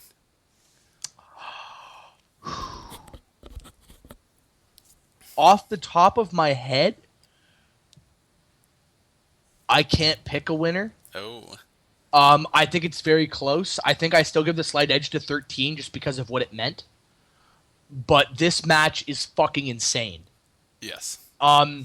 As you probably know, but a lot of the listeners may not, this is the only 5-star match that Dave Meltzer gives a wrestling match at a pay-per-view until like CM Punk versus John Cena. Yes, but the other 5-star match was the WrestleMania one. The WrestleMania 13. This is the last one until like 2012. But that's because Meltzer's always jerking off to these Japanese matches. Yeah, but he's got a point. Yeah. This match is insane. This match is a work of art. It is. It's yeah, I mean, if you want to talk match of the eras, this is as close as you're going to get. Right up there. The original idea here, by the way, before we start, from Sean's book, was that they were going to do a blue barred cage match. Okay. Which would have been kind of a different story. Yeah. Sean said, he was like, no, those things fucking hurt. Can we do it like a normal cage? And then he was like, can we put a roof on it? And Vince was like, okay, sure. He said they usually do the blue barred because the big guys can't climb them, but he's like, no, fuck, Taker can do it. He can climb it. Yep. And yeah, that's it. Let's call it. This is the first Hell in a Cell Ever. Here we go. Let's get hype. Do you want me to call it, or do you want to? Yeah, you go ahead. I've got some. I have a lot of notes. Yep, you go ahead. So jump in whenever. Yep. Again, I was watching this with Andy. Oh fuck. He said that HBK is wearing Skyrim's kill armor. Oh yeah, I remember you telling me that. Shut up, Andy. And they had to get out of his phone so he could see the right one. Really cool moment where Slaughter and Earl Hebner are actually looking under the ring. Yeah. Which is cool. That's the Make sort sure of thing. DX isn't there. Yep. I love the tights Sean wears here. They're one of my favorites. Oh yeah. The black and white, they look great. HBK comes out all cocky and shit, but then as soon as he's in, I wrote that down too. I was like, I like that he's himself. cocky and he like shits himself. Yeah. And he's so scared that he's being locked in, and he's like, when they're locking the cage, he's like got his hands on the door with Triple H. He's like, no, like don't leave, like keep me in here. Yeah. Basically, the story of the match is that HBK is going to get his ass whipped. There's a really good note. Yeah. Sorry. Go ahead. Keep going. That's my fault. Continue. No, I was just gonna say something about like the no sell that Taker does to start the match, pretty much. Okay. So go ahead. No, yeah, you're good. Go ahead. Yeah. There's a no sell by Undertaker. He gets shoved into the cage, and he just fucking says "fuck you" and murders HBK right afterwards. Like he's just like, I'm beating your ass and I'm not selling any of your shit. I think this was Undertaker's like, you've given me 3 of the hardest chair shots. Yeah, ever. I think that's so true. I've got a list of six spots in a row, like that I have written down. Okay, jump in. Go ahead. When we get there. Go ahead. Okay, so Undertaker whips him, amazing inside-out clothesline. He so I can't even explain it. He whips him into the turnbuckle. HBK does the inside-out like Ric Flair. Yep. Flip, and then he comes back and Undertaker fucking clotheslines him. Yep. Like a JBL clothesline. Yep. Undertaker hits a beautiful old school. Yeah. Actually, at one point, he body drops HBK, and HBK's legs hit the top of the cage. He goes so high. Yep. Undertaker just fucking lobs HBK into the cage at one point. Oh, God. When Sean... Sorry, we're actually... Okay, Sean's trying to escape at one point, and you can hear a fan go, "Kill him!" And Undertaker throws him into the cage and then does another clothesline into him. God. HBK counters a powerbomb into punches, but gets repeatedly rammed into the ring post, to Yep. the cage, to the post, to the cage. To the post. Oh, fuck. Yeah. Undertaker botches a clothesline into the cage. HBK covers the spot perfectly and starts wailing on him. Yep. Usually Meltzer will take stuff off if you fuck up, so they did a good job there. Undertaker hits Shawn with the top rope stun gun, which is when you like drop them onto the neck onto the rope. Yeah. It used to be one of Stone Cold's moves. HBK bounces Undertaker into the cell. Michaels with a top rope right between the ropes and uses the cage itself to deliver an elbow. So he's like climbing the cell and drops. Yeah, and then he onto him. drops. Yeah, it's great. Michaels hits a pile driver onto the steel steps. Yo. Okay, hold on. Boom. There's a really, really good suicide dive by HBK through the ropes. Yes, that's what I wrote. Into Undertaker into the cage, and then my next one is the insane pile driver onto the steps. Lord, yeah. I also really love the part here because Shawn Michaels just puts the cameraman on fucking blast. Afterwards, he's like, "Get out of the way!" He's like, "Get the fuck out of here!" Yeah, Like shoves him off. Get the fuck off him. I'm not even sure if this is like a work or if that cameraman was actually in the wrong place. Nope, this is a Pat Patterson idea apparently to get how they could get out. Really? Oh, that's actually good. Okay, that makes sense. Yes, then. and it was creative because this is the exact sort of shit HBK exactly. would do. Brutal beatdown with a chair as well. Yeah. Undertaker backdrops HBK over the ropes into the cameraman again. Mm-hmm. He hits the cell and falls on the cameraman, and then HBK punches the cameraman, and like, and the announcers have a field day. Like Jerry's like, "Stop bringing out the family." We're gonna have a lawsuit now, McMahon, and Vince is like, "We apologize to his family." Mm-hmm. And Shawn hits a nice looking elbow drop, and then he hits Sweet Chin Music. But Undertaker no sell. Undertaker no sell. Michaels is like, "Fuck this." So he runs out of the cage because they've opened the cage to get the cameraman out. Yep. Undertaker grabs him as they're getting out of the cage. He puts Shawn into like a slingshot position. Slingshot into the side of the cage. You see HBK blade, and it's one of the best blade jobs ever. Oh, yeah. You can see it. But it's still beautiful. It's great. So he gets slingshotted as he blades. He runs into the cage, and he's bloody, like fucking beautiful color. Yep. They climb at the cage. He's bleeding from the top, so there's like a camera perspective from the ring below. Blood drops onto the camera. And you hear someone go, "Ah, shit!" Yeah, the cameraman. I think it was the cameraman. He's like, "Oh, shit!" Yeah. Michael starts trying to climb down. He's having none of this. Undertaker steps on his fingers. And you hear Kane go, "Incoming! Incoming!" Yeah, and then he just fucking falls through the Spanish announce table. Oh, fuck, HBK. This match is great. Undertaker comes down. He just picks HBK up and throws him over the tables. Yep. And then he gets him back in the ring. Yep. The shots of HBK's bloody face and I think his bump. Yeah. From the top of the cage, they go into the Raw's War intro, like they do. The modern one. Yep. There's a terrific choke slam, and Undertaker gets a little bit of vengeance here with an unprotected chair shot. One of the hardest chair shots I've ever seen. I did a 10 out of 10. Yeah, I gave this a 9.5. Holy fuck! HBK says in his book that this was the hardest chair shot he had ever been hit in. Yeah, I wonder why that is, Sean. You fucking shitlord. He says he felt like his eyes, like he was a cartoon character, and his eyes were gonna pop out of his face, like he was like vibrating. What? You mean pop out of his face, elevator? This match, Garrett, by the way, just before we get into the final steps. Yep. It reminded me of like SmackDown, like a SmackDown game when you have all the finishers and you're playing against like Nunzio or something. Nunzio, the worst. And you just beat them down until they're like in the red, and you could just like pin them at any point, but you just keep like... You just keep doing finishers. Wrestling games, though. Undertaker goes for the throat slash. Yep. Yeah, and I mean, this is a 6 months worth of storyline finally coming to a head. Kane makes his entrance. Vince McMahon has his greatest announcing moment, I think. Much, ever. but yeah. But that's not saying much, but it's still better than his usual shit. It's his best call ever. Still better than Michael Cole. So. Well, actually, my personal favorite. Continue. It's The Rock. Like, shut up, Michael. I love Vince's. He's gonna puke. Yeah. He's gonna puke.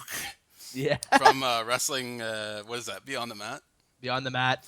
Undertaker makes me corpse by mouthing Kane on hard camera. Yeah. It's funny shit. Anyway, Kane tombstones him after like a minute of wandering around the ring. Off the fucking door, which was great. Why does Kane take so long to tombstone him? I don't know. I just love that he rips off the door. Oh, I like that, Tim. And he fucking destroys Hebner, too. Like, he throws him into the cage. And then Paul Bearer pours like ether or gasoline on him or something. Yeah. And HBK gets the win. He just crawls over him. And, yep. Interestingly enough, while watching with Andy said, like, I've seen that shot so many times where Sean's dragged out with Triple H in China and he's covered in blood. Yep. I didn't think it was a famous shot, but maybe it is. Yeah. Yeah, that's bad blood, and that's one hell of a match. I think this is the... If you had asked me 10 years ago, I'd say this is the second best Hell in a Cell of all time. Mm-hmm. But I think the only reason I would have given the edge to Mankind is because it has way more of a shock factor. Like, if you think about it, Undertaker and Mankind was more one-sided than this match was.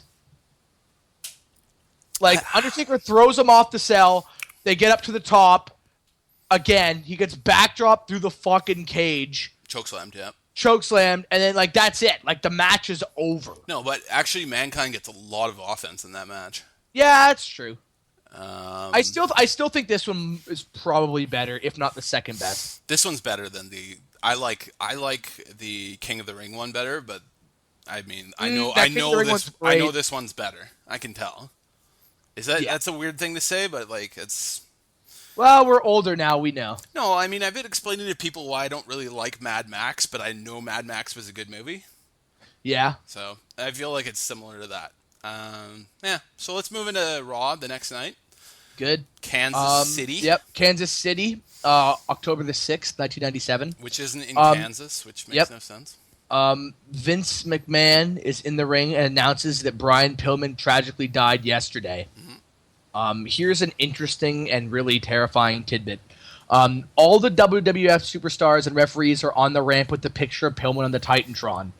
Oddly enough, Owen Hart is the first wrestler that gets a close-up shot. If you'll notice, we're in the same building where Over the Edge happens. Yeah. You already picked this up. All right. It's really eerie. It's really fucking eerie because he's the first one they show, and he dies here 2 years later. Here's my question. Where the fuck are DX? Yep. Why aren't they out there? Because they're a bunch of shitlords. God damn it. They're such assholes. They're assholes. Main storylines. HBK and Brett start the Survivor Series feud. Yes. Jim Cornette starts a series of rants about wrestling business. Fuck, I love these shits. I love them so much. Austin gets a match against Owen for the Intercontinental title. We start off, after that, of course, with DX coming out and stroking their own egos. Good lord, this was a good segment. Sean calls himself an icon. They make fun of Cole and give him wedgies and noogies. HBK or Triple H decides to stroke his ego some more. These guys are so hot right now.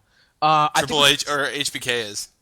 I think we should put a soundbite in here of them doing the curtain call. Oh my god, we have so many sound bites for this particular one. Oh yeah. Let's start. Pause. You could get one of those idiots in your truck to send out my performance at Bad Blood. Here we go. All right, here's Bad Blood. Wait a minute. What? Oh my God, what is that? Wait, that's not Bad Blood. That's Madison Square Garden. May 19th, Madison Square Garden. What? There's you, Sean. And that's Razor. And Big Daddy Cool Diesel. But who's that? That's you, Triple H. Wait a minute. Hey, what is this? You were a bad guy. I was a good guy. You were a good guy. Brilliant. What are you doing in the... That's... Wait a minute. I think we've seen enough. Wait a minute. That was supposed to be Vince McMahon's biggest day. The first time Madison Square Garden had been... Oh, it's off the screen. Oh, Vin Man, what's the matter? That subject's still a little too sensitive for you, Vin Man. Vinnie Mac, what's the matter? Come on, what's the matter? Is your dad rolling over in his grave? The family traditions in the McMahon hasn't come to an end because me and my buddies made an ass out of you. Come on, you were an ass long before I made one out of you. Come on. Oh, God, now I know what you're saying. I know what you're saying. Sean. Damn it, how many times have I told you? We've had enough of this crap. What? Break. Here we go. He might fire us. Look out. He's got We were fire. going to use this in episode 1, but we couldn't figure it out. These guys are going to be amazing, basically, is what I said. So funny. We cut to commercial. Brett and the Foundation come out and talk some smack with HBK. And Sean is like, they're burying us. Push the Foundation music. They're burying us. He calls them all degenerates, and he calls Triple H a homo. Yes, he calls HBK a homo, or Triple H a homo, and he says he makes more money than everyone in the ring, which I was like, no, please don't, ever. I want to say all the hilarious things Sean does during this promo. Yep. He nods off when on Triple H's shoulder when Brett is talking. Yeah. He goes, yes, Bret Hart. When Bret goes, Shawn Michaels. Michaels. Yes, Bret Hart. It's so good. He goes, oh no. Like he does the oh no expression when Bret's like, I'm going to kick your ass. He does when Bret's like, I'm going to beat up that guy next to you. He looks the wrong direction. And then he goes, oh. And then he looks over at Triple H. And then he said, Bret says he ran Sean's other boyfriends out of town, Razor and Diesel. Razor and Diesel. And then he says, Bret actually makes a good point in his promo where he says, You don't have the title. You don't mean shit. And then he's like, oh, you beat The Undertaker, but you did it a little late. And he holds up the title as a kind of a point there, which I really liked. Nice I'd build like here. to, I need to do. Wait. I needed a second soundbite here. Okay. This is for when Sean's like promo after Brett leaves. Is this a debate? I got 2 words for the Hitman Bret Hart. Second, and I've got more. I got news for you. You may have made more money, but you do not have more money because the Heartbreak Kid is the main event. He wrestles once a month, once a week. The Hitman's working every day, 9 to 5 for his money because he needs it. The Heartbreak Kid is in this business because this business needs the Heartbreak Kid. It needs Triple H. It needs China. It needs Ravishing Rick. Bret Hart, you are a 0, my hero. And the only way for you to get in the main event at Survivor Series is to wrestle the Heartbreak Kid. Otherwise, you will always be a paper champion, and you will always be nothing more than just support on my pay-per-view events. The Heartbreak Kid and his clique will rule the World Wrestling Federation, and from this day until the day I decide differently. From Triple H, China, Ravishing Rick, and my friends. Oh, and by the way, Bret Hart, you didn't destroy the clique. Don't confuse expansion with destruction. The clique owns this business. HBK basically says that Bret can suck it, and he's only in the main event because he's wrestling Sean, and that the clique has expanded, and they rule the wrestling business. Holy shit. Mm-hmm. He was on, like, I'm sure he was on a, like, literally high, but he was on such a high after that match. Like, he was untouchable. Yep. I thought this was a great build. Probably one of the best promos I've ever heard. Yeah. Holy shit. Yep. Trash being thrown everywhere, and it's getting so fucking personal and real. You trash. You trash. It's fucking great. Mm-hmm. This whole Raw is kind of shitty too, because we keep getting shots of Brian Pillman's house. We've come a long way for Raw. We'll come a long way for Raw as Owen in 1999. Yes. Now we have the return of Mero with Sable in all her glory. Vince is probably popping a boner right now. He debuts his tough man persona and uses the TKO. Look what Shamrock started. That stupid boxing gimmick of his. I know. This is great. We get our first Cornette's Corner. And let's play the whole thing. I'm not even joking. Just play the whole thing. This is Jim Cornette, and the views that I'm about to express are not necessarily those of anybody else but me, but they ought to be, and as a matter of fact, they probably are. You know, a lot of things in the wrestling world make me cranky these days, especially the way that some talent is treated and some talent is looked at by not only the promoters, but the wrestling fans as well. For example, a man like Arn Anderson, who just had to retire from this sport after giving it his entire life because of an injury that he suffered. A guy like Nature Boy Ric Flair, who in my opinion is one of the greatest talents in the history of this business. Guys like Mankind, Cactus Jack, Dude Love, whatever you want to call him, great talents in the WWF or WCW. But who gets a lot of the attention from the wrestling fans especially? Guys like the NWO, the New World Order. You know, all the fans think these guys are so cool and so sweet and so funny. Well, as far as I'm concerned, the NWO is like a bunch of guys meeting out in the backyard in a clubhouse in a tree. They're guys who they got the easiest job in the world. All they have to do is go out there and be themselves. Childish, obnoxious, adolescent guys with a case of severe arrested emotional development and a fixation on trying to act macho. You got a guy like Kevin Nash, 40 years old, trying to act like a teenager. As far as I'm concerned, the biggest no talent in the business. He's got 6 moves, no mobility, and enough timing to cover up for some of it. But what he does is he goes around and he manipulates.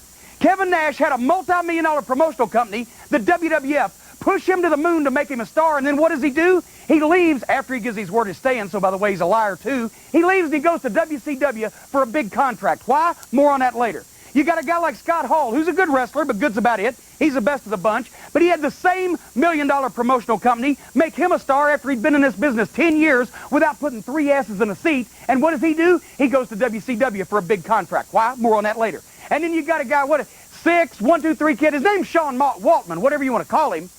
Well, as far as I'm concerned, the only reason that he's employed is because the other guys think that he's funny when he gets drunk and throws up on himself. He has the distinction, in case you haven't noticed, of being the only guy since this wrestling war got started that was released from a valid contract from one company to go to the other side, which shows you how valuable he is.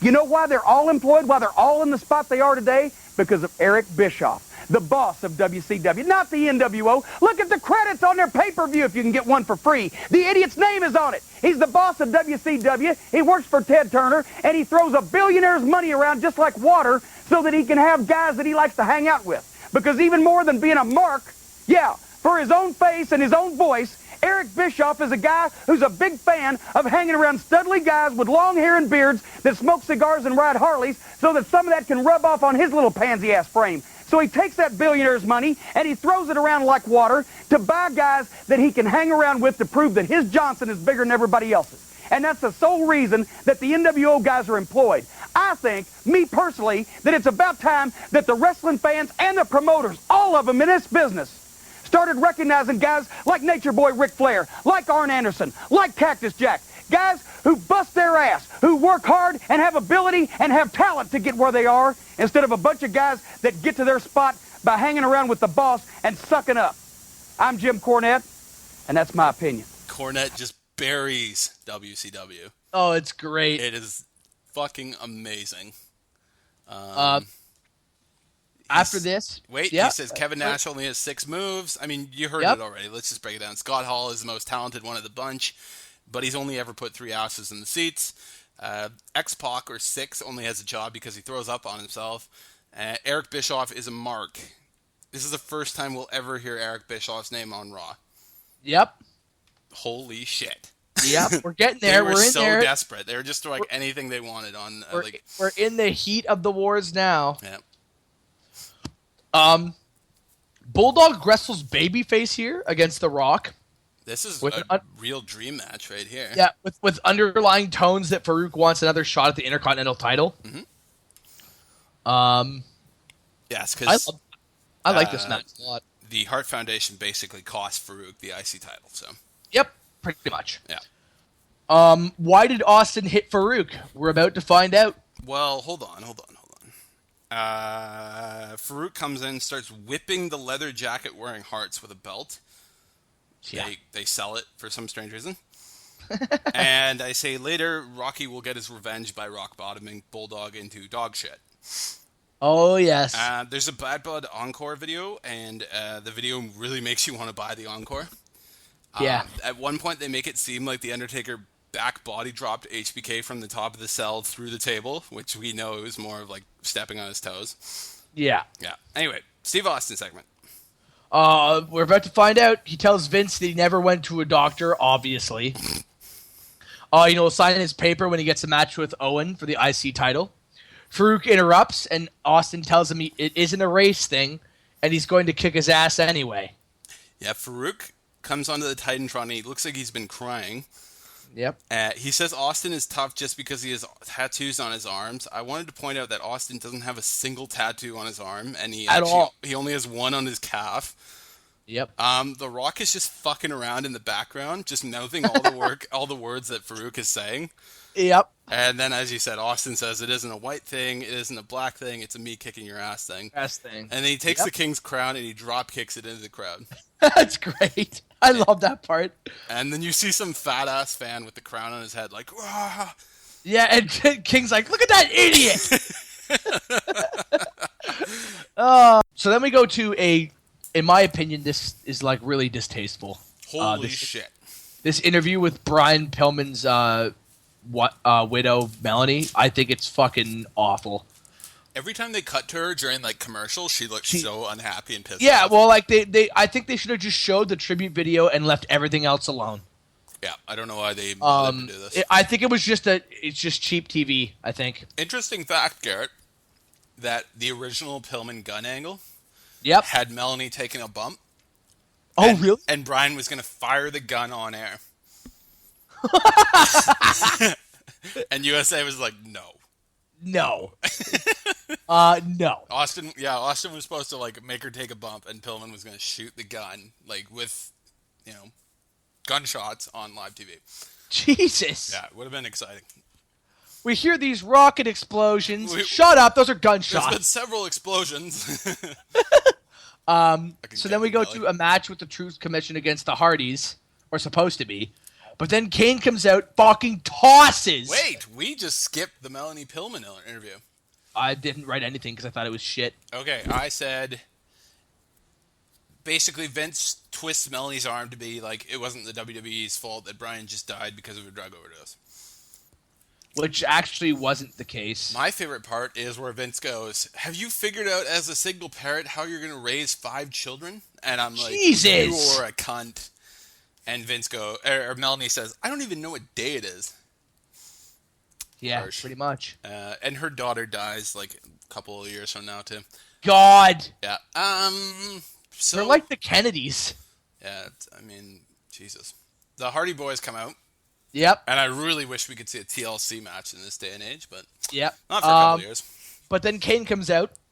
Yes. And fucking throws Jeff Hardy onto Matt on the fucking Jeff ramp. just eats shit. Eats so much shit. Just burns hard. I can't even explain it. Like, he throws Jeff onto the fucking and entrance he throws ramp. Jeff so hard that Matt falls over and bashes his own head in, and Jeff's head is on the side. So it's fucking brutal. He eats shit too. Paul Bearer gets a decent promo in after it. Yeah, we should soundbite this at the end. There's a great tight close-up on Kane in his eyes. Yep. And the way they do it, it makes him look like a fucking demon. We know who you are, Glenn Jacobs. My favorite part is where Bear goes, he's missing an eye, and they cut, and you can see both of his eyes. Yeah, I know. Let's pause for a soundbite because we don't have a ton here, and this is a good one. Undertaker, this is your stop sign on your highway to eternity.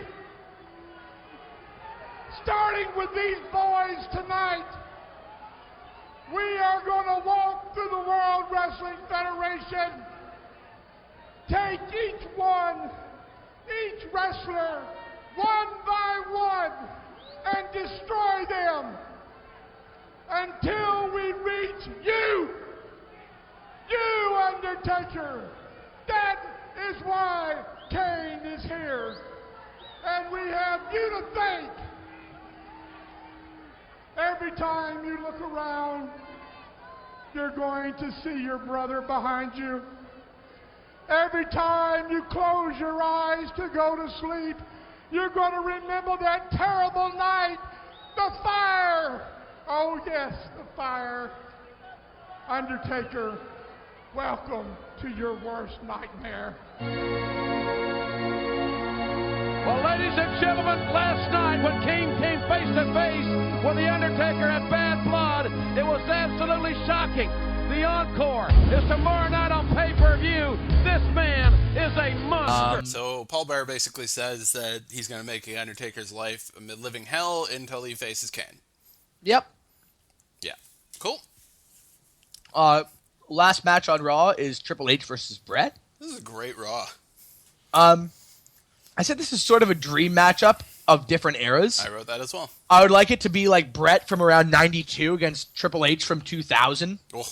Would have been like a fucking amazing match. Triple H would have had to go over, though. Yeah. Am I going over? Am I going over? I'm going over, brother.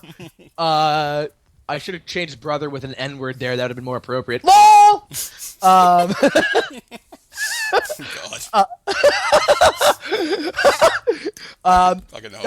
Nothing really like out of the ordinary here. HBK and China come down, and so does the Foundation, as well as Rick Rude. Mm-hmm. Triple H scores the cheap countout after HBK hits sweet shit music on the outside of the ring.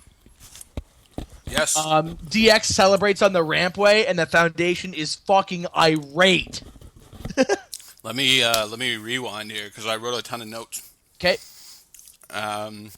The King mentions that Brett doesn't really have to do anything. He doesn't have anything to prove. He's already the champ, which I was like, good point. Yep. The King says, you can't ignore WCW, Vince. They exist. And Vince is like, yes, they do, largely because of the World Wrestling Federation.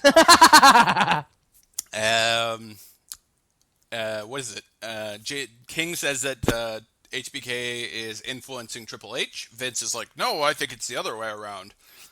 Triple H is a bad influence on HBK. Just because you're having sex with HBK, Vince, we don't need to change storylines because of it. HBK walks to the ring, calmly crotch-chopping the crowd and mouthing "suck it," which makes me laugh. I love that. I was watching it on the Go Train, and I started lolling, and Liz had to tell me to shut up. It's just so random that he's, like, walking out like, suck it, suck it. He sticks the Canadian flag up his nose, and he nearly falls over. It's still hilarious. I noticed that Triple H gets most of the offense in this match. Yeah. A little strange. Brett goes for the post sharpshooter. Chyna, of course, punches him in the face. Hart stops her, and he turns around right into one of my favorite sweet chin musics of all time. HBK crotch chopping him afterwards really sells it. And Triple H gets the win and buries Brett. Jesus Christ. Boom. That's what happens when you're on the booking committee, Garrett. You can, if you're a mid-carder on the booking committee, you can make your way to the top. Fucking put yourself over the WWE champion. Yep. Fuck. God damn it. Jesus. Okay, October 13th. Let's do this. Let's get this going. Topeka. Let's get this going. Topeka. There's a video at the beginning that's like LOD versus Godwin's career versus title. This is what I wrote to start this Raw. This is my worst nightmare. A main event match for the tag titles with the Legion of Doom. I can't believe I'm putting myself through this shit. And it's like no build-up whatsoever. The Godwins... It's so fucking retarded! The LOD is just like, yeah, we're putting our career on the line. Okay. Couldn't you have said this last week? I did not write much for this at all. Are we literally like booking week by week? Pretty much, I think. Apparently, like nowadays, they book 2 weeks. So they book 2 weeks, 2 weeks. Yeah. Which is insane. Yep. Raw starts off with a Hart Foundation DX segment. I said the main storylines. Oh, please. Are Austin signs his waiver, and the Legion of Doom will win the tag titles or retire. Okay. Lead the way. You were doing a good job. Thank you. Yeah, thank you. The Hart Foundation are in the ring and challenge DX to a fight after they interrupt on the Titantron. I kind of wanted to make a soundbite of the Shawn Michaels very famous one of "You Make the Rules," where they come up with DX. Degeneration. Degeneration next. You make the rules, and we will break them. Like, it's just that they've played that so many times. Big time. Let's pause. Oh, hey man, I got news for you. Sometime during this show, we are going to cross paths, and you talk about us being degenerates. You know what? I'm tired of Generation X getting a bad rap. You think you're a degenerate? You think you're a degenerate? Well, I'm positive I'm one. I guess I'd have to be one. Well, you know, Generation X always gets a bad rap. Everybody calls them degenerates. Degeneration X, is that us? Degeneration X, Triple H, HBK, Chyna, Ravish and Rick. We are Degeneration X. You make the rules, and we will break them. I love Sean saying that HBK or Brett is going to be curtain jerking for the main event. Yep. And he says he knows Canada because he's stuck the flag up his nose. Triple H is not funny at all. Nope. He's like I can't even explain it. Like one of those little like bitch kids who hangs out with the really cool kid, and he's like, "Oh, you did something funny." Yeah, he's a shitlord. He says he's bigger than Brett, and HBK's like, "Oh, good God, you put an eye out with that thing." Like he acts like Hunter's not wearing any pants. Yep. And then Brett calls him out, and they both do the DX head tilt, like oh no. They keep looking back to one another and looking back at Brett. Oh, so funny. So nothing really happens during the first match. Kama versus Owen Hart. Because there's DX shenanigans everywhere. They're eating bananas and talking trash about Brett on commentary the whole time. Did you notice The Rock raises his eyebrow when Shawn walks by? Yep. Oh, I love it. The Hart Foundation are quickly becoming faces basically because of DX. DX are such fucking assholes. Yeah. It was supposed to be HBK versus Flash Funk, but Kane comes out and murders Flash so that Bear can cut another promo. I'm HBK comes down. I'm bringing you back. I gotta take you back. DX is doing commentary. They call Brett the King of Charisma, the droopy dog of the WWF. Rick Rude opens the briefcase and gives them bananas. Yep. Jerry tries to be cool with them, but they tell him to fuck off, and they're really rude to him, by the way. Yeah, they are. They're like, I'll pull your string if I want to hear you talk. And they're eating bananas, which is a famous shot. And then the Hart Foundation go to beat the shit out of them, and then the Nation beat them. There's a famous shot of HBK wearing Farouk's hat, and he's doing the, like, scrappy dude, like, let me at him, like the fist punches. Yeah, scrappy dude. Yeah, and then that's a great analogy. Like that's what it is. And then there's a Shotgun Saturday Night segment where we see the New Age Outlaws being formed. Yep. They could have done this on Raw, but I guess they didn't think this was going to be a big deal. And I'll take you back to Flash Funk versus Shawn Michaels. Yep. HBK versus Flash Funk. Kane comes out, murders Flash. Bear can cut another promo. You see a cameraman just fucking jump out of the way before the pyro goes off. Yep. Could have been a Jeff Hardy incident version. Shawn comes down, or an Undertaker incident. Yeah, rather. I love how Undertaker doesn't sell that one at all. He's just like, and gets into the ring. Yeah, because that wasn't supposed to fucking happen. That was fake. That wasn't supposed to happen. It was a shoot, brother. Fucking, he was burned to fuck, actually. I know. Well, I'm thinking the one where he, like, looks over the post and it goes off in his face. Not the one where he gets set on fire walking to the no, not that one. I was talking about the one at Elimination Chamber. No, there's one where he looks over the post and he's doing the, like, waiting for the lights to turn off, and the Kane post goes off at his face. Oh, Jesus. And he no-sells it and just walks into the ring. What a pro. But anyway, after Kane murders Flash, Shawn comes down and Bake's struggling to make a cover on Flash, and HBK counts to 3. So funny. And he's like stretching afterwards. Yeah, it's so funny. I said this is an important moment. Austin signs his match contract for the Intercontinental title. Mm-hmm. Great interview here with Austin getting even more over, even if that's possible. He gets Vince to sing first and says Farouk was in the wrong place at the wrong time. I meant by sing, I mean sign, because I spelled it wrong. He gets Vince to sign first because he doesn't trust him. He doesn't want to. He like kind of feigns signing. This made no sense. Like for a while, and then he thinks about it. Then he goes back and signs. 2 people have to sign a contract to make it legitimate. Yeah, I know. He's like, I'm not going to sign this, and he goes back. Like he could just sign it and be like, yeah, it's valid. Yeah. So he goes back. He signs the contract, and then like the Nation comes out, and The Rock comes down to take on Austin on behalf of Farouk. Gets his first ever Stone Cold Stunner. I wrote that down too. In a series of many more to come. He doesn't sell it WrestleMania style where he's flying out of the ring. What, the fucking Mario jump? Yeah. Everyone loves Austin as he escapes through the crowd after stunning Rocky. Did you see like the 30 people running with Austin as he? Yeah, they're just fucking running with him. Fuck it, we're going where he goes. We're a part of his crew. The next match is Brian Christopher and Tajiri. Tajiri's basically used to put over Christopher even more. Christ, why didn't they hire Tajiri? I know, and bash WCW. I love King being like, "What do you think of Phil Mushnick, Vince?" And Vince goes, "I think he's a miserable son of a bitch." Yeah, just like fucking Jim Cornette said, Bill Mush. Yep. Mocking Hogan. They start mocking Hogan for his new. Oh my God! They bury the guy.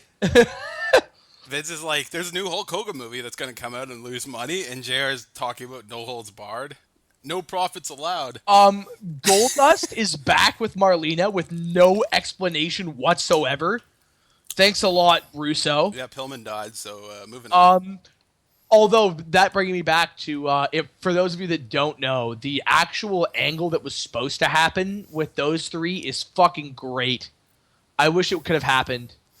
Yeah, the wedding dress angle? Yeah, they're supposed to renew their vows the next night on Raw after she comes back.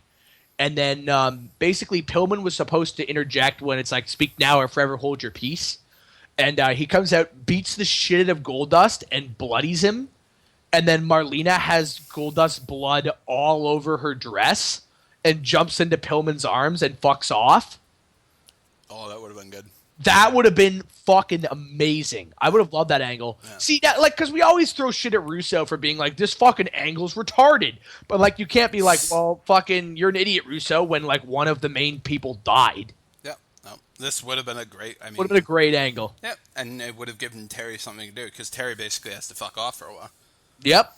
Can we soundbite all the Hogan burns they do in this? Oh, yeah, sure. They're so funny. Fucking right. Pause. That was a good investment. It sure was. How much money did you lose in that one? Speaking of good investments, there's a new Hulk Hogan movie coming out. You've made money on those before. Oh, my goodness. More on that later on. No holds barred. No profit allowed. That's all right. We'll have some word on that a little bit later on. Here we go. Yeah, I love Vince being like, yeah, Hogan told me if No Holds Barred lost money, he'd give me his salary back. I guess the check's still in the mail. Yeah, anyway, Goldust uses a brick on Savio for the win. God. And Triple H versus the Patriot. This is the biggest burial I've ever seen. I read that, like, no match between the Patriot and Triple H, because as soon as he breaks the curtain, he gets hot coffee thrown in his face. Burial. Burial. A fucking burial. For anyone who's wondering, the Patriot comes out, and he's waving the flag, and you hear the, like, like the Kurt Angle music. Kurt Angle, you suck theme. And Rick Rude shows up behind him, and he's drinking his coffee, and he turns the Patriot around and just throws coffee in his face. And then he throws him back through the curtain, and we never see the Patriot after that. Ever again. Sergeant Slaughter comes to the ring after that, and he's like, oh, you D-Generation X thinks you're so funny. I always love when they, like, cover their faces with the title and shit because he's spitting so much. And DX is like, we'll respect you, Sarge. Suck it. Yeah. Ahmed Johnson comes out and the Nation beats him down until LOD and DX runs to the top of the stage and starts eating popcorn and drinking soda, watching all this. Yep. And I wrote, "Good Lord, did they book themselves to look strong? Like they always look so intelligent." Yep. And they never get, like, no one ever gets anything over them. Yep. The Nation's beating the shit out of Ahmed, and then LOD and Shamrock run down. Mm-hmm. Fucking help out. Fucking A. Then we had the main event, which is shit. LOD versus Godwins. I hate the Legion. I was like, why did the Godwins just immediately get DQ'd here? Yeah, they're old and pointless. Because the Godwins, the LOD have to win the titles, or they have to retire. Like, there's Cletus tries to help, hits Henry with the horseshoe instead, and LOD get like a fucking weird, like, sort of one man doomsday device. And LOD win the titles. My worst fears are realized. And then the Godwins just beat the shit out of Cletus. Yep. He does a nosebleed, and oh my god. Yeah, and they beat the shit out of him as LOD celebrate their victory. There was no point to this. Nope. Okay, moving on. I mean, we can do no shit, it's Vince Russo, but jeez. Raw, October 20th, 1997, Oklahoma City, Oklahoma, the home of JR. Is JR going to have to kiss someone's ass here? No, but he might get buried or fired. Nuts. JR should just call in sick for any Oklahoma City. Any Oklahoma City. He's like, JR, we're going to need you for this one. Nope. Fuck you guys. I'm on the wrestle vessel. Even though they're just seconds for the babyface team, the Road Warriors get their own entrance to show off their fancy new tag titles. That's true. They don't really do anything. The match is actually okay. It is one of my favorite DX moments of all time. I love this moment. The signs at the ramp during the entire match. Do you write them all down? I don't need to write them down because I remember them because it's my favorite fucking point of DX. My second favorite. The first one, I'd rather be in China, which is what Shawn Michaels like holds up. My favorite though is Triple H's because I always read it in his voice. Like, who booked this crap? like I always read it in Triple H's voice, so it makes it way better. And then China holding up, "Hey Vince, nice shoulder pads." Yeah. Other signs were "Spank Me Vince." Spank Me Vince. That was China. Uncle Tom 316. Buckwheat rules. There's a lot of like black signs here. Black is beautiful. Oh God. During this match, Rock hits what looks to be the first people's elbow. Yep. Ever. Yep. And then Farouk hits Shamrock with Rude's Money in the Bank briefcase. Money in the Bank briefcase. It's the exact same briefcase as the Money in the Bank. And Nation picks up the win. It's a Halliburton. HBK moons the crowd afterwards. Yep. There's a cool idea that the Nation and DX are working together. I said the main storylines in this. DX are running the show like savages. Jeff Jarrett returns to the WWF. Yes. And the debut of the New Age Outlaws. Yeah. The Godwins in street clothes attack the LOD afterwards. Yep. And they look like Bray Wyatt. Like they have that Bray Wyatt t-shirt and the beard and all that on. Anyway. Yep. Do you want to do Michael Cole in the Nation's locker room? It's like the most offensive fucking thing I've ever seen. Oh God, it's brutal. I read all the racist graffiti. We have Homie Stay Home with a racist caricature of a black person. Malcolm X, a cartoon watermelon. Uncle Tom Go Home. We Hate You. Jerry Curl. KFC. No KFC. Yeah, with a sign no KFC. No KFC. Stay in your own country. Canadian, and then there's a Canadian flag. Canada rules. And a Hearts rule side, yeah. God. And Farouk comes out and is like, what the fuck? And someone's holding up a sign behind Vince that says, Farouk is hooked on Ebonics.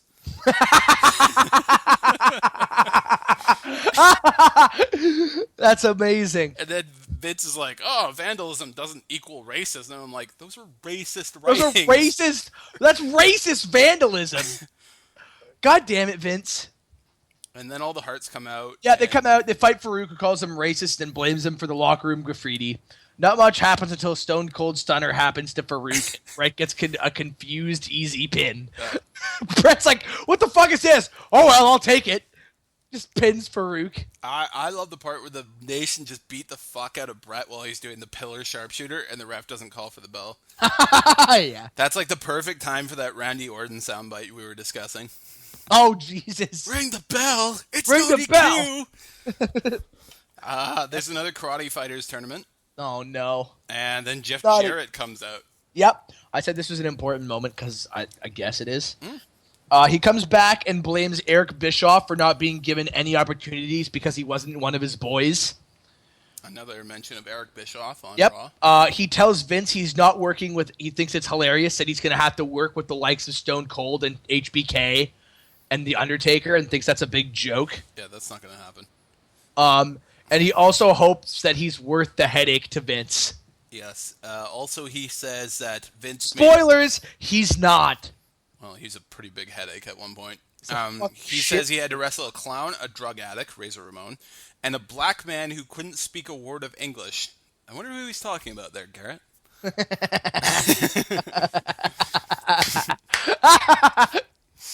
Oh, it's so good. Christ. And then he says, okay, my favorite part of this. He says, Austin will always be the ringmaster, and that Austin's merchandise is blasphemous and offends him.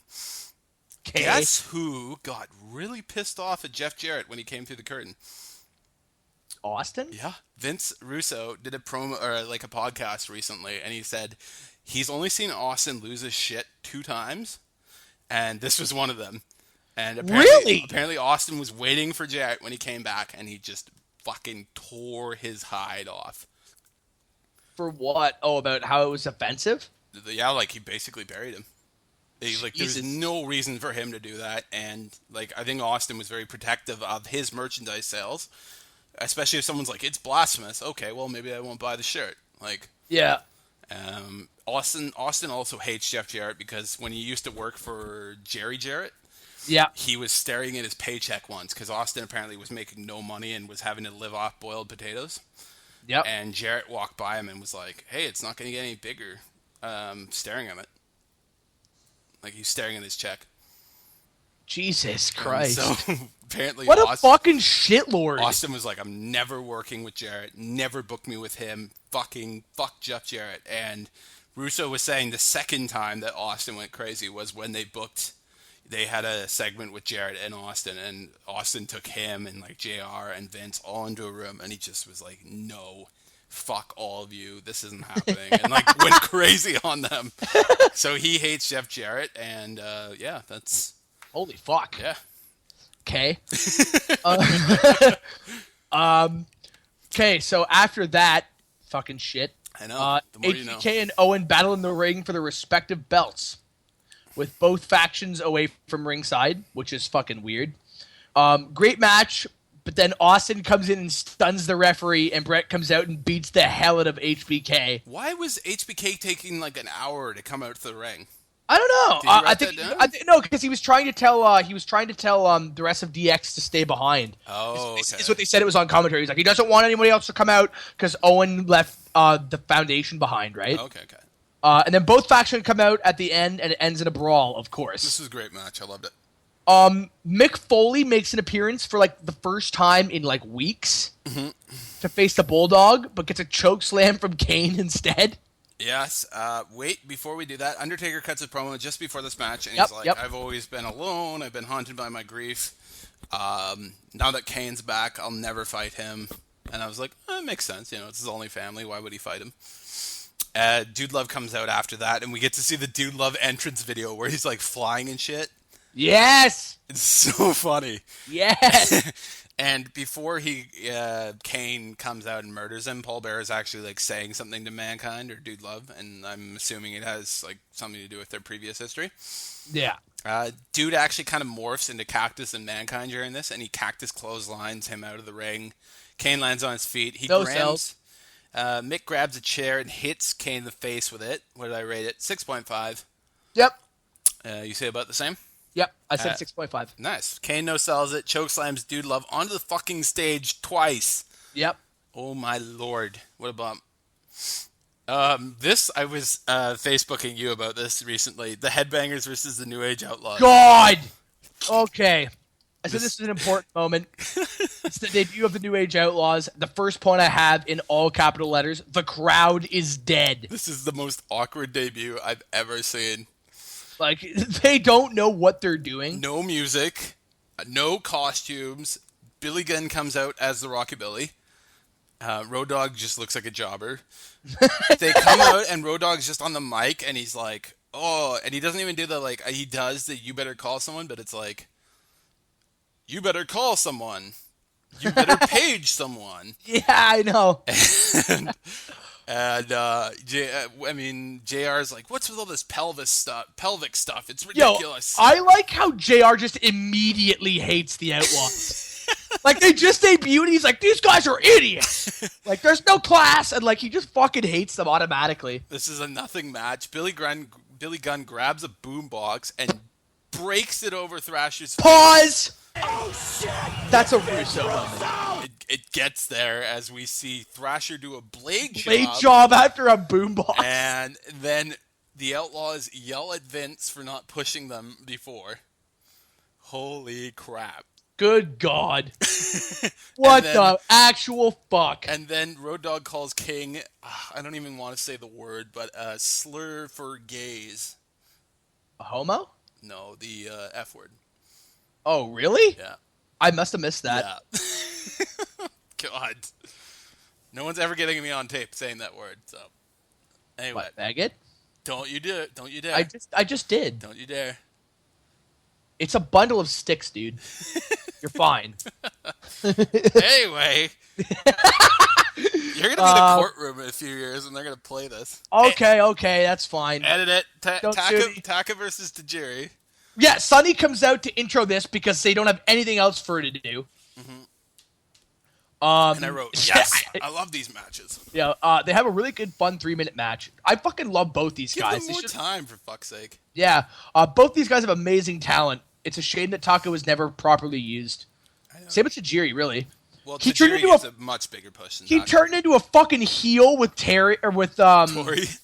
With Tori, like, make her dress up in a kimono and shit. Yeah, but, I mean... King and JR banter about Brian being his kid. Like, the whole... Oh, yeah. And I also finished this off with Sonny's dress must be cold. Dem nips. Oh, yeah. Well, Sonny, if you notice, wears the same 3 outfits to the ring. Oh, yeah. There's like a silver dress, a green shirt, and pant combo, and then there's another one. And then she goes, these shoes are killing me. Yep. And I want to be like, Sonny, this isn't a house show. You can't do the same shit every week. Yep. But apparently also, she only has 3 outfits because Coke is expensive, dude. one of my favorite setups for moves. It's so simple, but Taka's Michinoku driver. Oh, I love where it. he does like the stomping and like with his arms. Yeah. Yeah, you know that was my favorite taunt in No Mercy. It's so good because he was my favorite character in No Mercy. You told me about this. Yeah, I used the Michinoku driver like at least 4 times a match, or it was considered a failure. It looks pretty devastating. Yeah, unless you're like, it looks even more devastating on that fucking game too, because it never looked. A lot of people like try and do it safer, so like he hits the ground, but like a noticeable distance before their head does. But in the game, like their head and his legs hit at exactly the same time, so it's like exactly the way it should be. I think Tajiri really does it well though here. I think it's a really good Michinoku driver. Well, Taka goes for the driver, and then he Tajiri counters and hits this ridiculously good-looking, gorgeous German suplex. Yeah, the crowd even like goes, "Oh!" There's like an audible "oh" when he hits it. And then Taka kicks out and then just hits the Michinoku driver, which is fun. Yep, but still a cool move. Yep. And your main event. Oh God. The Godwins versus the DOA. Nothing happens. My favorite thing, the only line I put for this is, why are terrible main events a theme in October? Yeah, we get a lot of these. Mankind, they're in the middle of the main event. They show Mankind in the back, and he's like, "You killed. You killed a nice kid like Dude Love." Yeah, we have Mankind randomly back to cut a promo about fighting Kane next week. Yeah, and he says this is going to be a great mini feud before they join forces. What a weird way to end Raw. Shit. So, all right, moving on to Tulsa, Oklahoma. Good, thank God. October 22nd or 27th. Sorry, October 27th. Mm-hmm. We start Raw with a Nation interview about racism in the WWF, complete with Rocky and his Team Rocket shirt. I love the Team Rocket shirt. It's so uncreative. It's like, I know. It's a big fucking R. Give him an R. The Hart Foundation accepts the challenge and accused DX, who called the foundation the KKK. I love Sean's promo. Brett just keeps calling, or Sean just keeps calling Brett the Grand Wizard. And he goes, Triple H says, "I heard the Harts use the N-word," and the Nation books it and starts beating down the Harts. Yep. It makes the Harts and the Nations look like dumbasses, but I still love this storyline. Main storylines: Brett's final Raw appearance until January the 4th of 2010. Racism in the WWF, and then Bret Hart versus Shamrock. Can you imagine them doing a racist storyline now? No, you can do any of these stories now. Yep. They should do a Hulk Hogan racist storyline. Yeah, Jesus. We then that'd be hilarious. Well, you know, brother, I wasn't saying you people. I was saying. What do you mean, you people? I was saying you people, brother. We then yeah, Vince, I'm going out there and I'm going home. We then kick off matches with Triple H and Goldust. Yeah. HBK's on commentary and basically just pumps Hunter up the entire match. How funny is it that we you watch Triple H and Goldust in the beginning of '97? Yeah. And Goldust is clearly the bigger star. Yep. And now Goldust is an afterthought, and Triple H is on his way to. This is actually one of a decent match between these two. They work really well together. Yep. Obvious help from China helps Triple H with a clear win. I love Marlena at one point. I don't know why they even bothered to do this, but Marlena does like China's muscle posing at one point, like here, like posing. Yeah, it's weird. HBK's bearing Goldust on commentary, but like doing it in a really funny way, where he's like, Goldust showing that uncanny wrestling ability with over 200 punches and about 4 clotheslines. That's all Goldust does in this match is punch Triple H. Yep. Looks like that storm's gonna roll in pretty soon. Oh, I can hear it on your end. Yeah. HBK tells Vince to suck it. Suck it. And Vince goes, disgusting. And you've got a smile on your face. Montreal was at work. Lord. Then we go to Cornette's commentary. Can we include this again? Oh yeah. But before we do, yeah. I actually like everything and agree with everything he said in this commentary. Yeah. I think that everything he says is true. Unfortunately, Roddy Piper just died, so it kind of a little poor taste now, but still. Yeah, but no, it's true though. Everything he said is absolutely true. icons in this business are guys that don't have to go out and say they're icons. Yep. They just do their own thing, and people love them for it. Yep. So... I'm Jim Cornette, and I just wonder if any of you are sick and tired as I am of people who claim to be the icon of wrestling. Hulk Hogan and Roddy Piper claim to be the icon. Shawn Michaels is the icon that can still go. Bret Hart would claim to be the icon if he wasn't too busy crying about being screwed. And I guess Randy Savage is still thinking. Well, Shawn Michaels is still the single most talented athlete in wrestling today inside the ring. But outside, he's an adolescent, obnoxious jerk who takes his tights and goes home if he doesn't get his way. Bret Hart is one of the greatest wrestlers of all time, but if he'd have been screwed as many times as he claims, he'd have struck oil by now. And Randy Savage is a legend, but let's face it, how many records did Frank Sinatra sell last year? But the pinnacle of this icon garbage came at last night's cage match between Hulk Hogan and Roddy Piper to determine in their minds only who the real icon is. WCW had the gall to say this is the greatest cage match in history when it was only the greatest in 3 weeks since Hell in the Cell. But here you've got a 46-year-old bald movie star wannabe who looks like Uncle Creepy with a good build taking on a guy with an artificial hip that hadn't wrestled a full schedule in 10 years. It's a tribute to the massive egotism in my mind of both men and an indictment of WCW's promotional policies that this match even took place, much less being the main event when the card was probably the best that WCW is capable of having. By the 10-minute mark, they were sucking wind so bad the first 3 rows passed out of oxygen deprivation. It would have been funny if it wasn't so sad. Well, I'm sick and damn tired of hearing guys claim to be the icon, especially when it usually comes from guys who just didn't know when to quit. Roddy Piper was my idol when I was a teenager, but that was 20 years ago. Hulk Hogan during his best years was 50% media creation, and those are long gone. This match was a slap in the face to every wrestler that takes pride in his profession. And in my mind, no one man is bigger than this sport. But if there is an icon, it would be a man who has great ability inside the ring and professionalism and maturity outside of it. Let's leave all the petty backstabbing I make more money than you BS with the hat check girl and concentrate on talent and attitude. The Undertaker, Ric Flair, and Steve Austin have never claimed to be icons, which means they're big candidates to be just that. And on a personal note to Hulk Hogan, you are a household word, but so is garbage, and it stinks when it gets old too. I'm Jim Cornette, and that's my opinion. Garbage is a household name too, and even then it stinks. It needs to be thrown out. When it gets old. Yeah. Next up, we have an important moment that I thought. We have Ahmed versus Owen. Oh, God. Ahmed, of course, injures Owen with a scissors kick. He's always needing to get hurt or hurt someone in his matches. Yep. Austin with the interference, protecting the Intercontinental title for Survivor Series for him to face Owen. Owen still wrestles Austin at Survivor Series because he's a badass. That's why the Survivor Series match gets cut. It's such a short match overall because Owen is still like really badly concussed. Oh, was this because Owen was injured? Yeah, Owen was really badly concussed. Interesting. I thought it was because Austin was injured. That scissors kick, Ahmed hits the back of Owen's head with his fucking boot. Interesting. When he scissors kicks him, so he's like super badly concussed. Interesting. Yeah. Okay. Mankind then comes out and cuts a great promo about how he was dude loved just to make people smile and people happy. Now he was under the impression that him and Paul Bearer were on good terms. That they parted on good terms, and that now he is going to come out as Mankind, and he's going to be a roadblock in the way of Mankind or Kane steamrolling over everyone in the WWF to get to the Undertaker. I love it. Out comes Sergeant Slaughter. He denies his request to face Kane, citing he is mentally unstable. No fucking shit! He's got 3 personas, you fucking idiot. That has got to be Vince Russo. Yep. Like, how? How? He's got 3 personalities. You know, we missed something huge here. Oh, yeah? Well, when I wrote it down somewhere, but remember when Farouk and Owen were like fighting?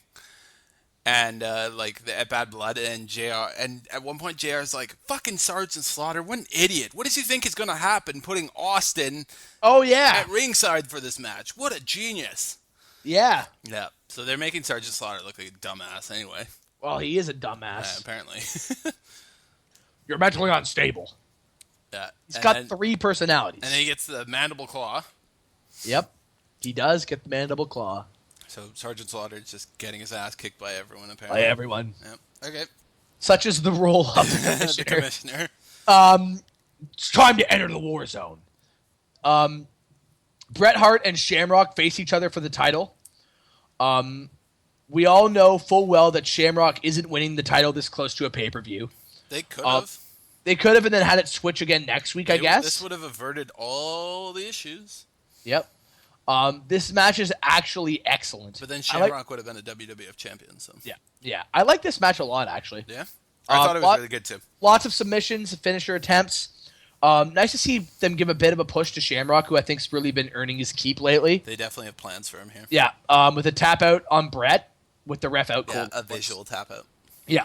HBK comes down, starts beating the hell out of Brett until Shamrock suplexes him and feeds him until both factions pour into the ring to break it up. Shamrock snaps on Mike. Goes, he's like, and then JR's like, Shamrock has snapped! Like, he just, he does his thing. He does his JR thing. Yeah. I liked it a lot. I liked that match, even though it ended in like a no contest. It was a great match. The New Age Outlaws face the New Blackjacks, and definitely sets up for In Your House Degeneration X. Oh yeah, sure. New Age Outlaws versus the New Blackjacks, same as last week, where the Outlaws get the hell beat out of them, then cheat to win. Outlaws have an even worse entrance this week, if you can believe it. Oh yeah. The Billy Gunn hits Bradshaw in the back with a chair shot. Yep. And then it's Billy Gunn punches through a cowboy hat with his fist. Yep. And Road Dogg has to like push it onto the post, but Billy Gunn just fucking punches through it. It's amazing. Yep. There's a really funny sign. Yeah. Like, did you see this guy? He's wearing a Hogan mask. Oh yeah. That says "Will" and holding up a sign that says "Will work for food." And Vince is like, "Oh, another Hogan movie." Yeah, just such a good sign. I love their burial of Hogan. They should start doing it again. Kane and Paul come out to cut a promo about how the Undertaker needs to face Kane sooner or later, and then we'll have another promo with HBK telling Brett that he wants to speak to a man-to-man. Oh, I love this promo. Right after that, he pulls his pants down backstage on camera and moves the camera. And Triple H is holding the sign. Yeah, but then Shawn Michaels keeps like jumping over the sign. And clearly Vince wasn't prepared for this. Yeah, and then I love at the end of that though, because JR is like, "What have we become? What have we become?" It's like, just you wait, Jim. Yeah. Just keep going. A match between Mero and Flash Funk is very decent, delivering a lot of moonsaults everywhere. I love the goofy kid in the front row who looks like Brock Lesnar, holding a sign that it says "I can't wait till I grow up." Yeah, Sable, please wait till I grow up. Yeah, and he has like the shittiest grin on his face. He's got a big shitty, and he looks like Brock Lesnar. Yeah, I was like, it's Brock Lesnar. I actually typed there, that kid has rapist face. It's Brock Lesnar, man. Jeff Jarrett does part 1 of an interview where he basically says exactly the same thing as he did last week in the ring. Similar to Cornette's spiel about how WCW is stale as fuck. And part 2 is to come next week. Mm-hmm. I like how the finale of Raw is another terrible tag match. LOD is out here along with the Outlaws on commentary, and LOD isn't even fucking phased by them on commentary. Yeah, the Outlaws. There's a Boricua who looks like Ali G. Like, he's dressed like Ali G. Yep. Do you see him? Yeah. And LOD gets the win with interference from the Outlaws. And the Outlaws put on the spikes, and they're just like fucking around. Yeah. Austin obviously stunned Ahmed Johnson earlier this thing, and Ahmed has the greatest Ahmed Johnson promo of all time. Do you want me to try this? Did you write it down? Yeah, I've got it written down. All right. I don't know if I'll be able to do it. Okay, just picture Ahmed Johnson. Just anyone who's listening to this, it's a close up to his face, and he's trembling in anger. Like, he's like got drool coming from his lip. When you flex yourself, and you're flexing so hard that you're shaking. That's Ahmed. Yeah, that's what he's doing for this promo to show. All right, Okay, I'll see if I can do it. Give it a shot. I'm basically gonna mash a bunch of words together to make it an Ahmed promo. Do it. All right, let me get a sip here. Hold on. Yep, take a sip. God damn it! I can do this. You can do it. All right. Austin 316. What you did by putting your hands on me was in the zone. My zone. It's like an end zone. Once you're in there, you score. So you just scored on me. Now it's my turn to score on you. So Monday night, look out. 'Cause I'm coming to get you! That's how it ends. You got the ending. You were too, like, I could understand what you were saying, so you weren't... That's how it's supposed to... I know, but the ending was... Oh, God, that fucking ending, I had to turn down my volume when I watched it. I did not expect him to actually yell. It was awful. The greatest wonton beef stew promo of all time. One of the biggest pieces of shit I've ever heard. Wonton beef stew. It's a great video. God. All right, we're in Hershey, Pennsylvania. Another place they always seem to go. Oh. Maybe they just like chocolate. Yeah, they do. November 3rd. Yeah. So, our main storyline here? Yeah, light heavyweight title tournament begins. Yes. The surprise debut of Steve Blackman. Oh, I forgot about that. Storylines are wrapped up before Survivor Series, or heading into Survivor Series, rather. Mm-hmm. We start Raw before the final Survivor Series with Austin making his way to the ring, claiming that he has nothing against Ahmed and that he was just in the wrong place at the wrong time. God, remember when Ahmed was over? Yep, Ahmed says that Austin no longer has his respect and challenges him to a match that will happen later tonight. You no longer have my respect. You don't have my respect anymore. See, I know what you're saying, so you need to mumble a little bit more. I know, that's the problem. You no longer have my respect. There we go. fucking God. Damn it, Ahmed. Austin's just like, I'll whip your ass later. And yeah, if you want to see him if you want to see Ahmed Johnson get his ass whipped, give me a hell yeah. Ahmed Johnson just seems like completely affected by the Austin chant. So like, oh yeah. JR says Goldust raped his wife of her dignity. Oh God, hold on. Just wait. This is ridiculous. He keeps saying that. All right, yeah. He raped his wife of her dignity. No, you gotta pause. He raped his wife of her dignity. Yeah. We now have sorry, hold on. Before we get to that, I have Sonny as the guest announcer because fucking Super Loco is super crazy. I love this match. And Aguila is S.A. Rios. Yes. Starting things off in the title tournament. There are botches everywhere, though. Jesus Christ. Sin Cara. Botch Cara is back. It's Sin Cara versus Hunico, basically. Yeah, Aguila looked decent, at least, and advances to the next round. My favorite is when Sin Cara... No, not Sin Cara. Super Crazy. He gets caught up in the ropes. I know! And Brian Christopher does like, his fucking, like, laugh. Super Loco does a ridiculous botch of an RVD like top rope style drop kick. And Jim Cornette is just like money and being like, oh, this style, you make a lot of mistakes because you're trying to keep up. And I was like, well, at least you're trying. Better than the current team where Vince would be like, bury them right now. Just shit all over this match. Just tell the viewers how terrible it is. There's some great moonsaults, great over-the-top rope stuff. I think we can move into Goldust Marlena. Yep. So I was just looking up something about fucking Ahmed because I was wondering, I'm like, when is he gonna leave? I think he's done. No, he actually stays until his last WWF appearance was that pay-per-view No Way Out of Texas in February of '98, alongside Shamrock and the DOA against the Nation. This is literally the last sentence. No, don't worry. Look, this is the last sentence. He was fired because he was injuring too many wrestlers.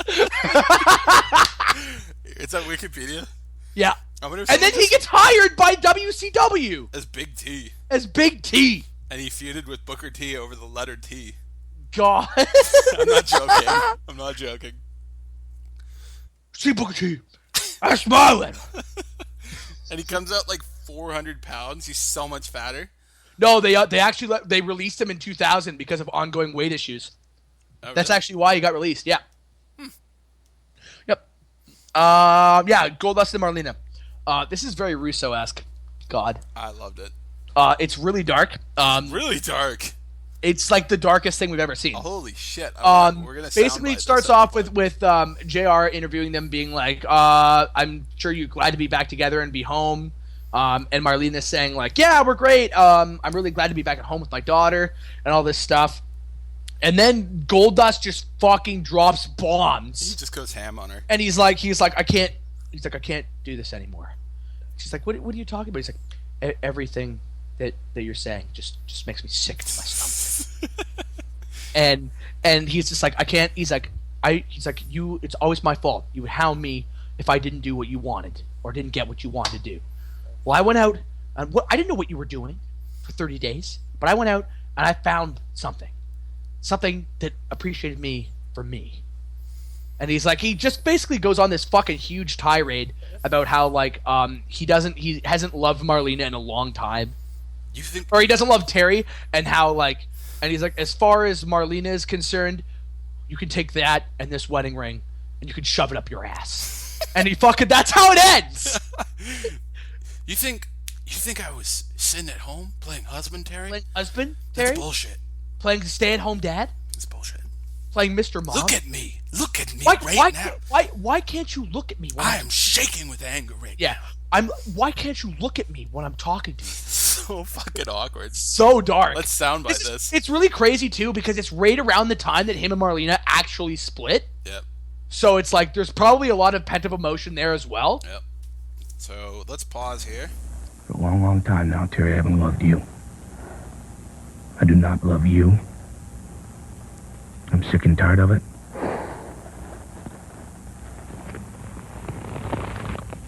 Why? Why are you doing this here and now? Why? Because I'm not doing for you no more. I've done everything I can do for you, and I'm sick and tired of it. Look at me. Look. Right now, I'm starting my life over, and I'm doing for me. And I'm going to be who I want to be, when I want to be it. I'm not going to live for you or for my father anymore. It stops right now. So you can take this ring, you can take this marriage, and you can take Marlena, and you can shove it up your ass, because I've had it up to here with you, and you're Yes, and that's how Goldust raped his wife. Of her dignity. Thank you for that. Yes, you're welcome. Oh, Goldust. A lot of moving on. A lot of promos and video packages here as a lead up to the pay-per-view. Ahmed makes his way down to the ring before Kane comes down and buries him. Yes. Mankind comes out and bends a steel pipe. Yeah, what is that? Like a turnbuckle? It's a post? turnbuckle thing. He bends it over Kane's head and holds him at bay with Oh, shit. Yeah. Crowd goes nuts. Fuck, it's insane. And Kane sets up Undertaker style. Yeah, of course. Austin comes to the ramp and tells Ahmed he got off easy. He challenges. He's like, I told you Ahmed would get his ass kicked. I was like, what? And as far as I'm concerned, he got off easy. You trash. He got 2 tombstones out of that. Like, Jesus. And a choke slam. He was gonna tombstone him for a third time. It's not like Austin did anything. Yeah, I know. And then basically he challenges anybody in the back. And he's like, somebody give me a hot dog and a beer. And like fucking JR almost corpses it because he laughs when he says it. After challenging anyone in the back to a match before Kama of the Nation gets picked. Kama runs to the ring, gets stunned as the LOD runs out and starts a brawl with the LOD. Austin stuns Kama, rolls out of the ring, and walks to the back laughing. It's beautiful. One of my favorite DX segments coming up. Oh yeah, time to enter the war zone. This is my favorite DX segment of all time. It's so funny. The only one that I could think of that I like more was the one that was previous, where they use the signs. Yeah. And the one where they have the interview with them behind the podium. He's like, we will not use the words shit, ass, damn, god damn it. Like all these things. Watch your fucking mouth. Oh, shit. So funny. Yeah. All right. Amazingly, there's only been one match so far on Raw. Jeez, this is big the surprise. second out. Big surprise. Yeah. DX comes to ringside to be interviewed by Michael Cole. Vince lets everyone know that Brett refused to be on Raw tonight because of the antics of HBK in recent weeks. Yep. And wouldn't be surprised if Survivor Series was the last time they faced each other in the ring. Foreshadowing. Great moment when Triple H says, "You've done a hell of a job, Cole." And like Chyna gets behind him, and then Triple H pushes him over top of Chyna, so he trips. Fucking flying. Yeah. And then he goes over. I think he actually goes over to see if Cole's okay. He gets out of the ring first, and like he sees Cole's spine, he just goes, "Suck it!" when he leaves. They need to play that shit like every night, 2015. Just that Cole eating shit. It makes me so happy. These guys are literally just goofing off on live TV. I love HBK calls himself a wrestling god, which I'm assuming Hulk Hogan was doing at this point. Yeah, because probably. He starts doing the air guitar on the title, which Hogan always does. Yep. And Triple H is like, no, you have to be as old as God to be a wrestling god. You had to be there when Pontius Pilate made the heel turn. Yeah, oh yeah, that's a great Bible reference, by the way. Triple H calls out Slaughter, and DX listens in on one of the most recognized promos in WWF history. Oh, I love this promo. This is my favorite promo, I think. With the riot gear. They interrupt him, go to the box, pull out riot gear shields, and protect themselves from Sergeant Slaughter's spit flying. And then they realize that there's not enough, so they go over and get motorized fucking windshield wipers for the masks. Yeah. It's amazing. Amazing.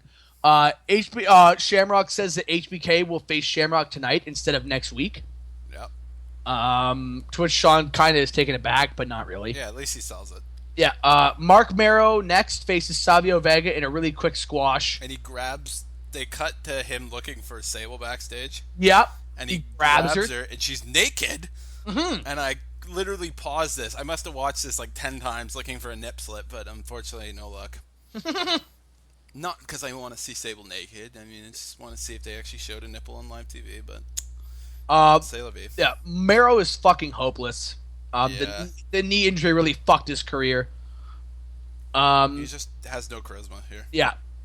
We now have Vader facing Bulldog with the rest of the team that will be with him at Survivor Series in the Canada versus USA match. In a dog chain match.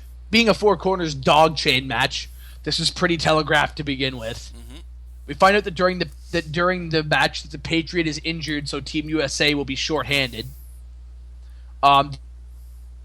This is when Steve Blackman runs in near the end, or after the match, right? Mm-hmm. Yep, he runs in after the match, and Vader is like protecting him from Team Canada because they try to make it real. They honestly, if I didn't recognize Steve Blackman, I would have thought that was a fan. Yeah, they made a good shit. They made they made it look really good, and it looked like Vader was just protecting like a fan that got way too involved in the action. Yeah. Which is fine. Post-match, we have a hilarious interview with Doug Furness and Phil LaFawn with Michael Cole saying that after they got in a car accident, only the Canadian fans cared about their well-being, and that Doug Furness is embarrassed for America. Yeah, I liked it. This is their first return in ages, too. Yep. Another match with the New Age Outlaws, winning in very unspectacular fashion. These guys need to start becoming bigger heels like in 98, and they'll be more fun to watch on a weekly basis. I think after Survivor Series, we're going to see some funny shit. Oh, yeah. Before DX, oh, yeah. Because I think they win the tag titles in a couple of weeks. Yep. There's an important moment here, which is HBK versus Ken Shamrock. Mm-hmm. This is actually a great match. I like this match. It's really good. Up there with the Brett and Shamrock match. Yep. I mean, obviously it's going to end in a controversial way because fucking DX is around.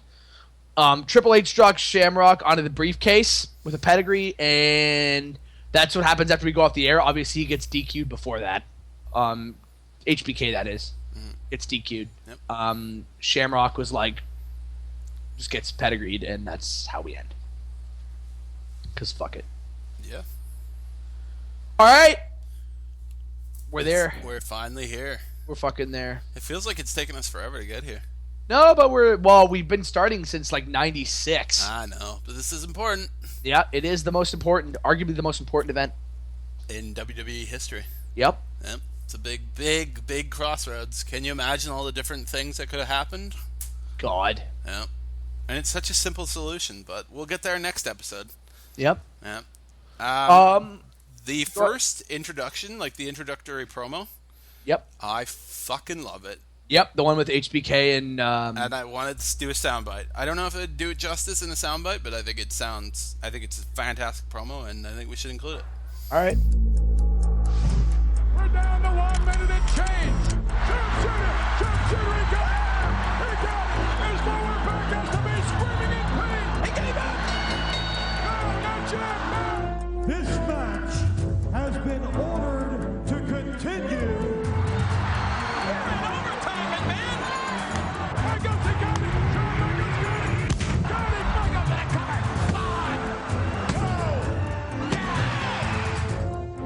think the wrong guy won? This is bullshit! Everybody screwed me! I don't like him, I don't trust him, and I don't believe him. You know, a lot of people don't agree with my lifestyle, but it is mine. It's a phony little shit. Just because I come out here and choose to live my life openly and freely does not make you a better man. I don't respect you.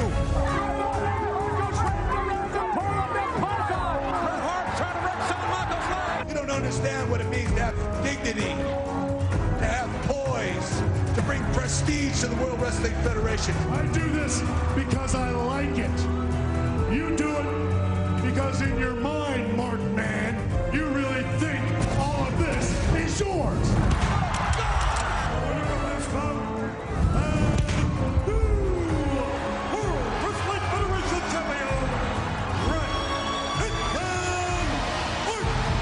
This here is what it's all about. You are a zero, my hero. You're a disgrace to professional wrestling. The Heartbreak Kid, Shawn Michaels, is the icon that can still go. You're nothing but a degenerate. Who is the show stopper? Me. The lowest form of skull. Who is the main event? Me. Let's settle the score right here, right now. Super kick is going to be 1 foot down your throat. I'm going to kick your little scrawny ass. I mean, it just encapsulates everything for why they're fighting. Also, write down a soundbite now for the theme. I already did. Good. Yeah. Because I'll probably start the theme after that promo because there's no starting it before. That's true. That's true. Yeah. So we're at.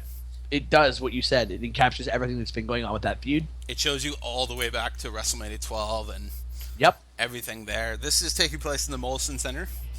That's almost 2 years ago, WrestleMania 12 at this point. Yep. Which is now the Bell Center. Yep. 20,593. That's the old Montreal Forum. Nope. Oh no, this is They've the Bell already Center now. moved. Same one. Yeah. Yep. Formerly. So we survived pay-per-views. Hold on. Pay-per-views. No Way Out 2003. Breaking Point 2009, which is the last Canadian pay-per-view. What the fuck is that about? If you can believe it. And they had the episode of Raw where Jerry Lawler had a heart attack. Really? Yes. I forgot about that. Yeah. Michael Coltrane's face.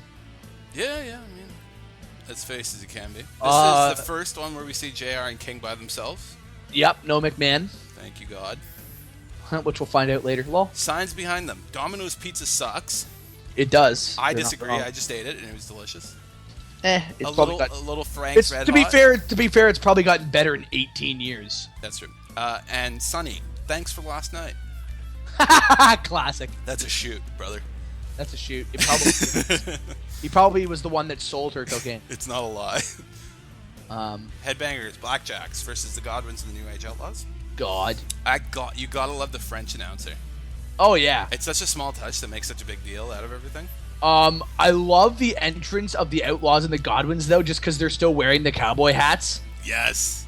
And shit. And Road Dogg cuts a semi-homophobic promo on his way to the ring. Yep. Barry Windham, did you notice, is wearing his stalker boots. Yes, I did. They're like camo and there's like leaves on them and stuff. Yep. What the fuck?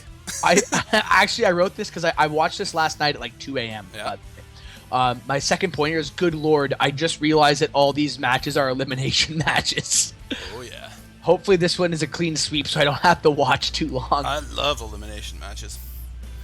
The Outlaws get the obvious advantage near the end, of course. God. There's really not much else to say. It's a very paint-by-numbers elimination stuff. Yeah, I mean, Bradshaw eliminates Henry Godwin, eliminates Barry Windham. JR mentions the fact that you could do a power play in hockey, which I thought was a cool thing. Yeah. Billy Gunn is just stomping a mosh, and the ref is like, stop. And he just turns to the ref and goes, shut up! That's a classic. That's a classic Billy Gunn now. I know. I love it. There's a loud, like, derogatory term for a gay person from the crowd, and then a visible sign on camera: "Fuck USA." Wow. Outlaws are the sole survivors in the end, so clearly they. Speaking of Billy Gunn, in recent weeks, did you see that tirade you had on ZZ on Tough Enough? Yeah, apparently they really want to get rid of ZZ. Yeah, because he's a fucking out of shape and doesn't learn anything. But I don't watch it, so I guess that's what happened anyway. And like, I guess they've eliminated some other people that were like the WWE even thought were way better. Yeah, well, I think it's like the case of people are pissed at the WWE and are sticking it to them in any way they can. Well, it's not a good show. Yeah. Like they're not doing it properly. Well, don't make it a fan vote if you don't want that sort of shit. It's not these people ever go anywhere. Yeah. There've been a couple that have gone places. Okay, like John Morrison and The Miz. No, there is a couple other people. Maven. Maven didn't go anywhere. Lydia. Oh God. Shaniqua. Not necessarily then, but like, wasn't Layla a Diva Search winner? This is tough enough, bro. Oh yeah, well it's the Diva Search is like the same thing. No, the Diva Search actually does something. Like the people from the Diva Search actually go on to do things. Oh, what the fuck is that? It's true. Yeah, they're like the same. Eve, the Bellas, Layla, Christy Hemme, Ashley. Not really. She just went. Oh, see that pissed me off more than anything. She totally used the Diva Search to springboard her career into Playboy and then fucked off. And then became a prostitute. Yep. Wait, what? Yeah, it's true. She was an escort. Unsurprising. The Truth Commission versus DOA. I love the Truth Commission theme.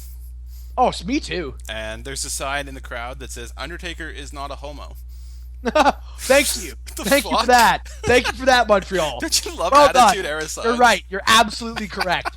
We should just ask Sarah, by the way. And then Sean McCool. This is the first appearance of the Jackal. Oh, you mean Cyrus the Virus? Cyrus from ECW, who sold ECW's time slot to Roller Jam. I love Cyrus the Virus. Where he was always like trying to get Roller Jam like over on ECW. Nobody knows why. It's fucking Roller Jam. Well, he was part of TNN. He was the network. Funny shit. Right. One of the DOA members gets injured. Another DOA member jumps in without tagging. Who cares? I wrote. Yep. I said this intro is longer than I expect the actual. I said, good Lord, everyone from the Truth Commission actually has a career after this. Bull Buchanan. Everyone except Recon. Cyrus. Everyone except Kurgan. Recon. Yep. Yeah, they have a career for about like a week. No, Bill Buchanan was there for quite a while, actually. That's true. Kurgan was not. But Cyrus was all over the place. Bull Buchanan was one of John Cena's first partners. Mm-hmm. And he came back during that terrible This Is Your Life, John Cena. And he said John Cena sexually harassed him or something. Of course he did. So weird. Here we have Team Canada versus Team USA. Oh, thank God. Team Canada being the Bulldog and Jim the Anvil and Doug Furness and Philip LaFawn. This is a kayfabe. Steve Blackman was a fan who ran into the ring and was bailed out of jail by Vader. If you ever are thinking kayfabe-wise, this is your kayfabe explanation. Yeah. Team USA enters to Kurt Angle's music. Yep. Team USA is Vader, Goldust, Steve Blackman, and Mark Merrow. Oh, God. Here we have the debut of Steve Blackman, and what a weird debut it is. Yes. I wrote down my second point is Team Canada comes out to an absolutely insane ovation. Yes. It actually gives me goosebumps. And Philip LaFawn is the only intelligent member of the Hart Foundation here because he's waving a Quebec flag. A Quebec flag, yep. Duh. He's also, surprisingly, he's the only person born in Canada of that group. That's what JR notes that. Yep. JR notes that it feels like a Stanley Cup final in the Molson Center. If it was Montreal versus the Rangers. Hey, funny fact, no one's ever played a Stanley Cup final in the Molson Center. No, that's because Montreal is Montreal. Anyway, Bulldog wipes his ass with Mark Merrow's American flag. Oh, that was great. And then he throws Merrow out and he does a Karate Kid taunt to Steve Blackman. Yep. Vader leaps off the top rope and Bulldog fucking power slams him. Yep. And then he delayed vertically suplexes Vader. Like a jackhammer kind of. Bulldog with the strongest man in the WWF at this point. And he acts all cocky after that, but he's like clearly exhausted and gassed and he like tags out. Blackman gets counted out like a dumbass. The crowd is really hot and angry. Blackman gets like shoved and people are flipping him off. Well, fuck USA. That sign was correct. Mero almost kills himself doing the Mero Assault. Bulldog, he almost does. Did you see it? Like he gets. I know. Mero almost kills himself. He does. Bulldog comes in and fucking brains Mero. He does like the turnbuckle spot 10 times. It's just hilarious listening to you describe what. It's beautiful. Mero almost kills himself. Boots off. Then he comes in and fucking brains this guy. This is how I've written it. Doug Furness hits a belly-to-belly suplex onto Vader. He just throws him across the ring. It's amazing. I'm so sorry. Goldust walks out on his team. Goldust has FU written on his face. Yeah, Forever Unchained, by Which the way. JR has to keep being like, it's Forever Unchained. Okay. It's not fuck you. There's a guy in a vintage Canucks Messier jersey on the hard what the camera. hell's that? Is that you, Peter? Fuck that guy. And then Bulldog hits Vader with the ring bell to get the win. Oh God! And he's the sole survivor, and he just walks. And he just walks away. Yeah, he there's doesn't no celebrate celebration at all. I'm a huge mark for crowd pops, though. That was a great pop. I love that match. Jesus. What? He comes in and brains him. I mean, you're not wrong. It's just hilarious the way you worded it. Yeah. All right. Jesus This is how Christ. I write it down, man. The next match on the card is Kane versus Mankind. Oh, great match. Great recap. Thank God this fucking red entrance lighting will be gone soon. Yeah, it's like Sin Cara. Yeah, it's like wrestling under It's gold so light. hard to see You it. can't see anything. Mankind cuts a Watch promo Cara. before the match where he says like Kane is a brick wall, and instead of going around the brick wall, he's just going to run through it until it falls over. Yep. I'm really excited to watch this match. I wrote Mankind goes after Kane to begin with, and Kane launches Mick into the steel steps multiple times. Yep. Mick says in his book that he actually dented the steel steps doing this. Jesus. Kane sets off his pyro, lights the whole arena, which is amazing when you see it like against the red. Oh yeah. I'm like, oh sweet, we're going into normal lighting now. Nope. There's Cactus clothesline. Kane lands on his feet. Kane grabs his steel steps and throws it into Mankind's face. Yep. Kane's punches and kicks are so fucking stiff. I love them. Probably because Mick was like, hit me. Just hit me. Yeah.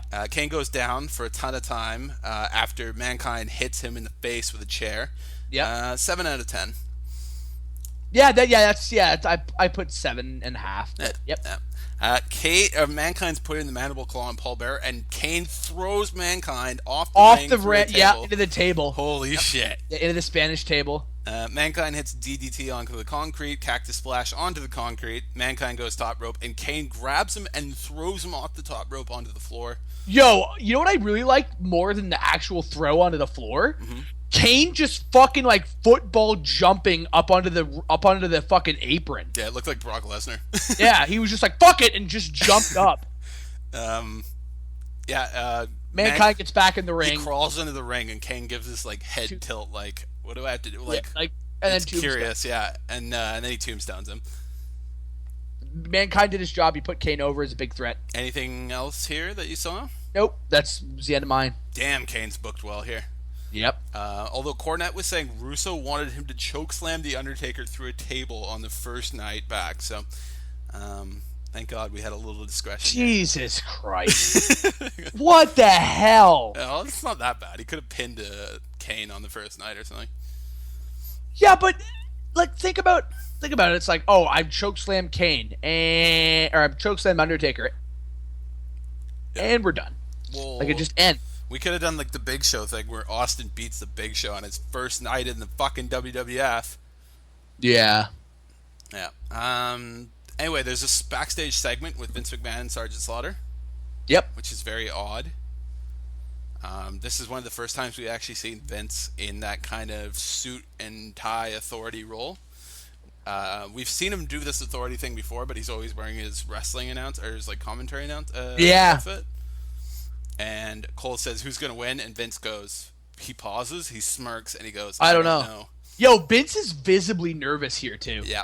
Like he's clearly been in the back all day, like negotiating with people, and like is very obviously nervous. Yep. I don't even know why they bothered to do this.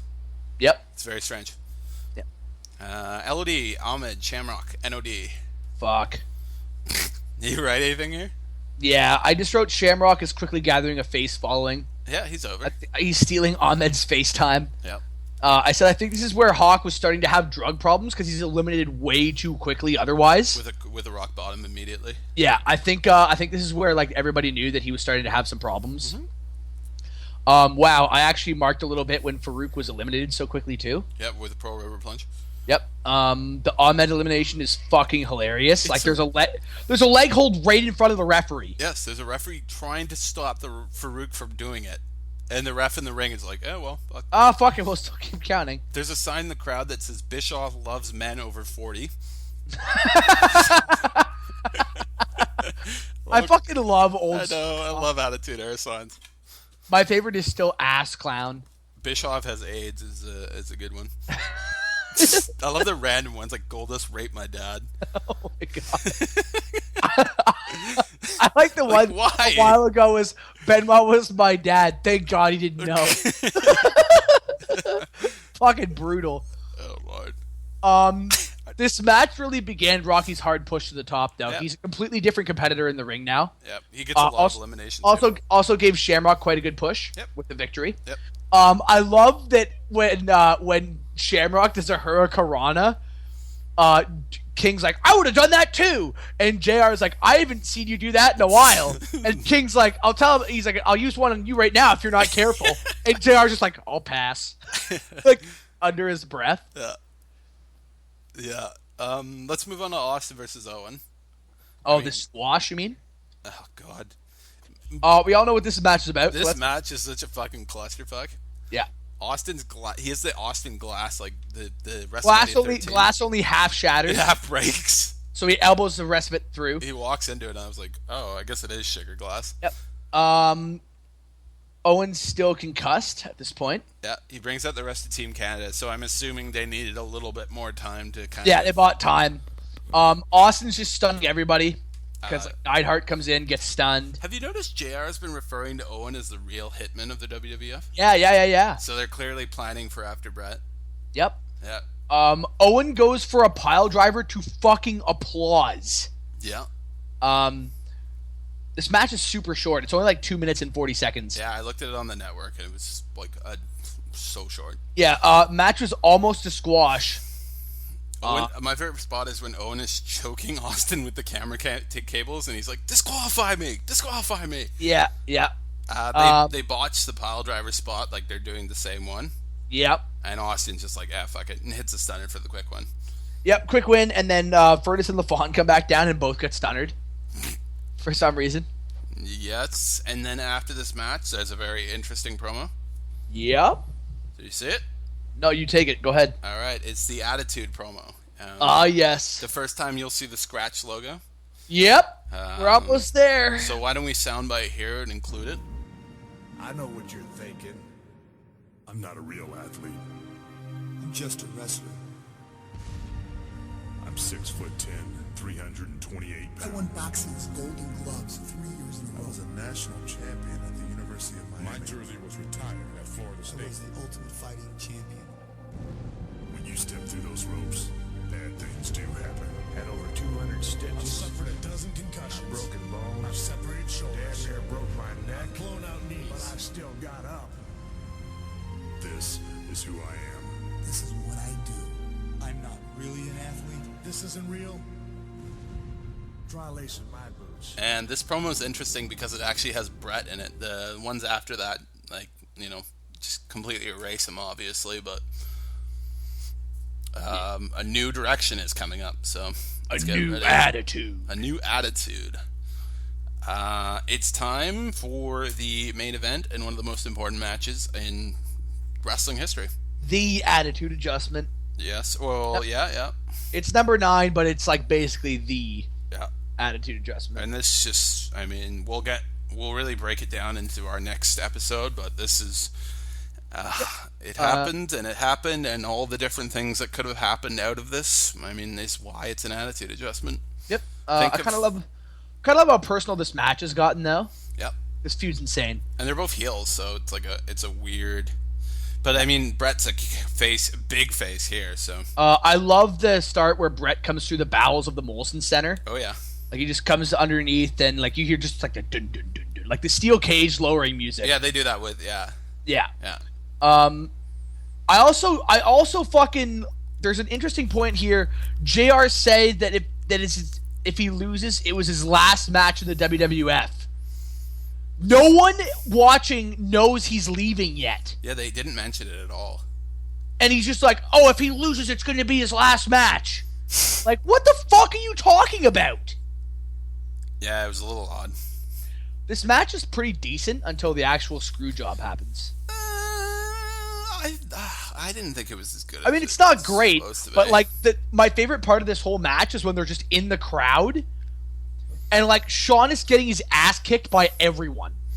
Yes. Not just Brett. Like he has welts on his back and shit. So let's go to the beginning. When DX is actually doing the like dun dun dun dun dun entrance, you actually see the Bulldog walk by them. Oh yeah. And not like pay attention to them. Shawn gets hit with a cup of soda or spit on his way to the ring. He just shakes it off.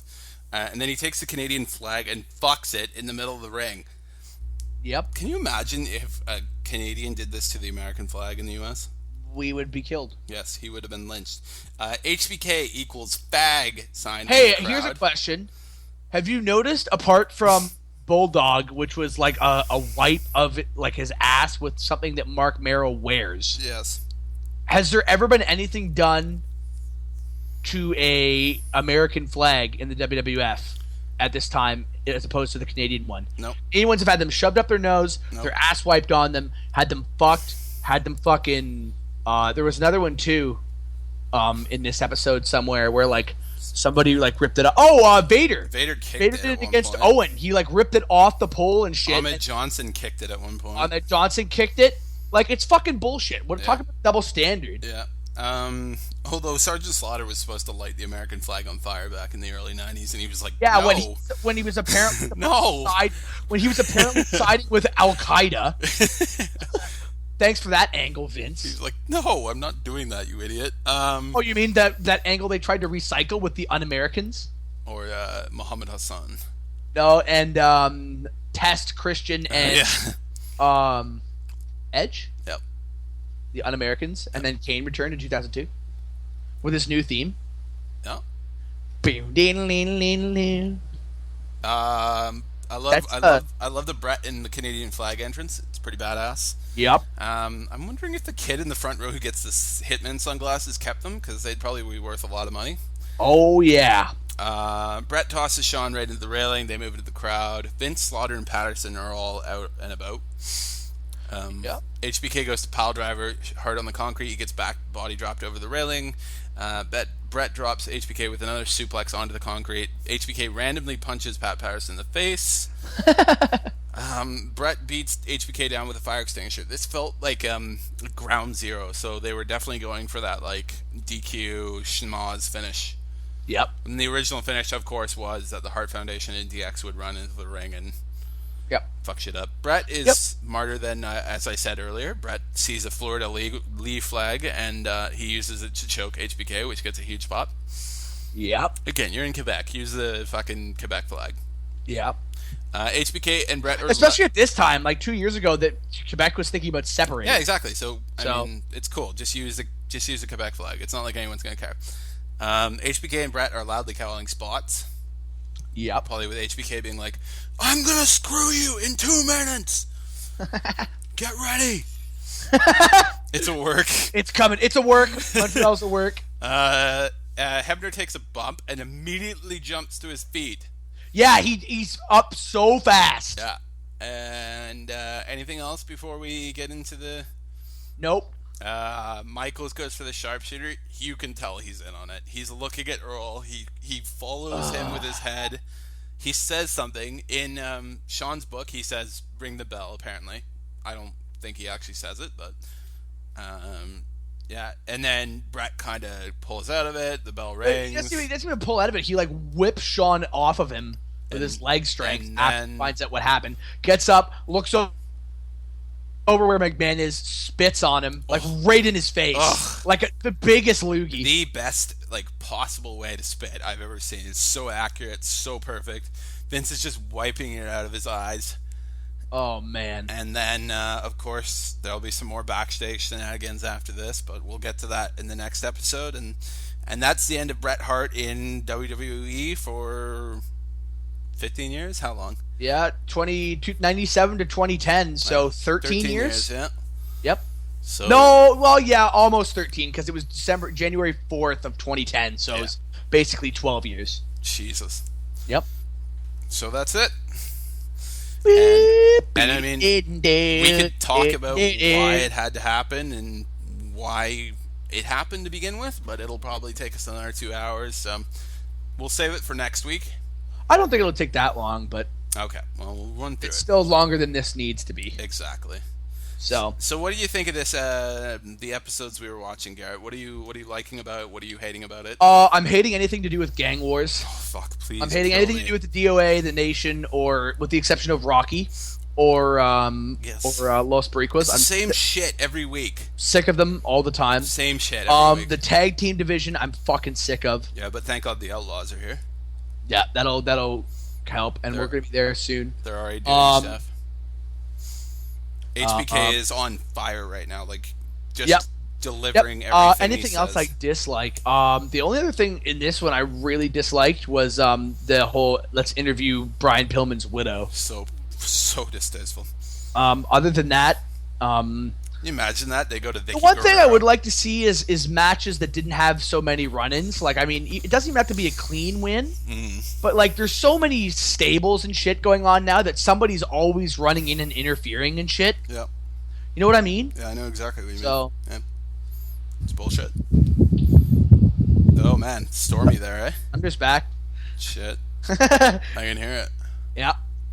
But yeah, the sky's like almost green right now. Oh fuck. Well, it didn't take too long here, so hopefully it goes by you really quick. Yep.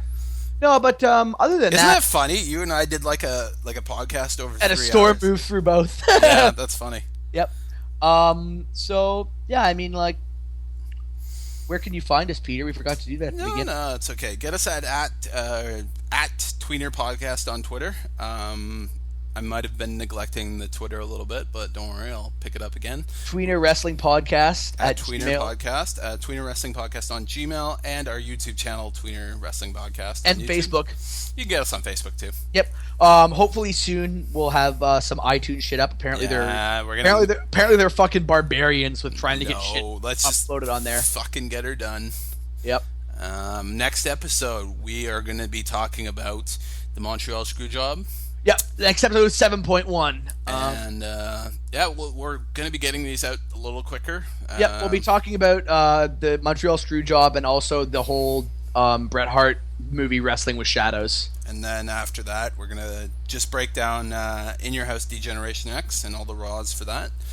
And then after that, you'll get the Royal Rumble, and we should be groovy heading towards Mike Tyson and Austin at WrestleMania 14.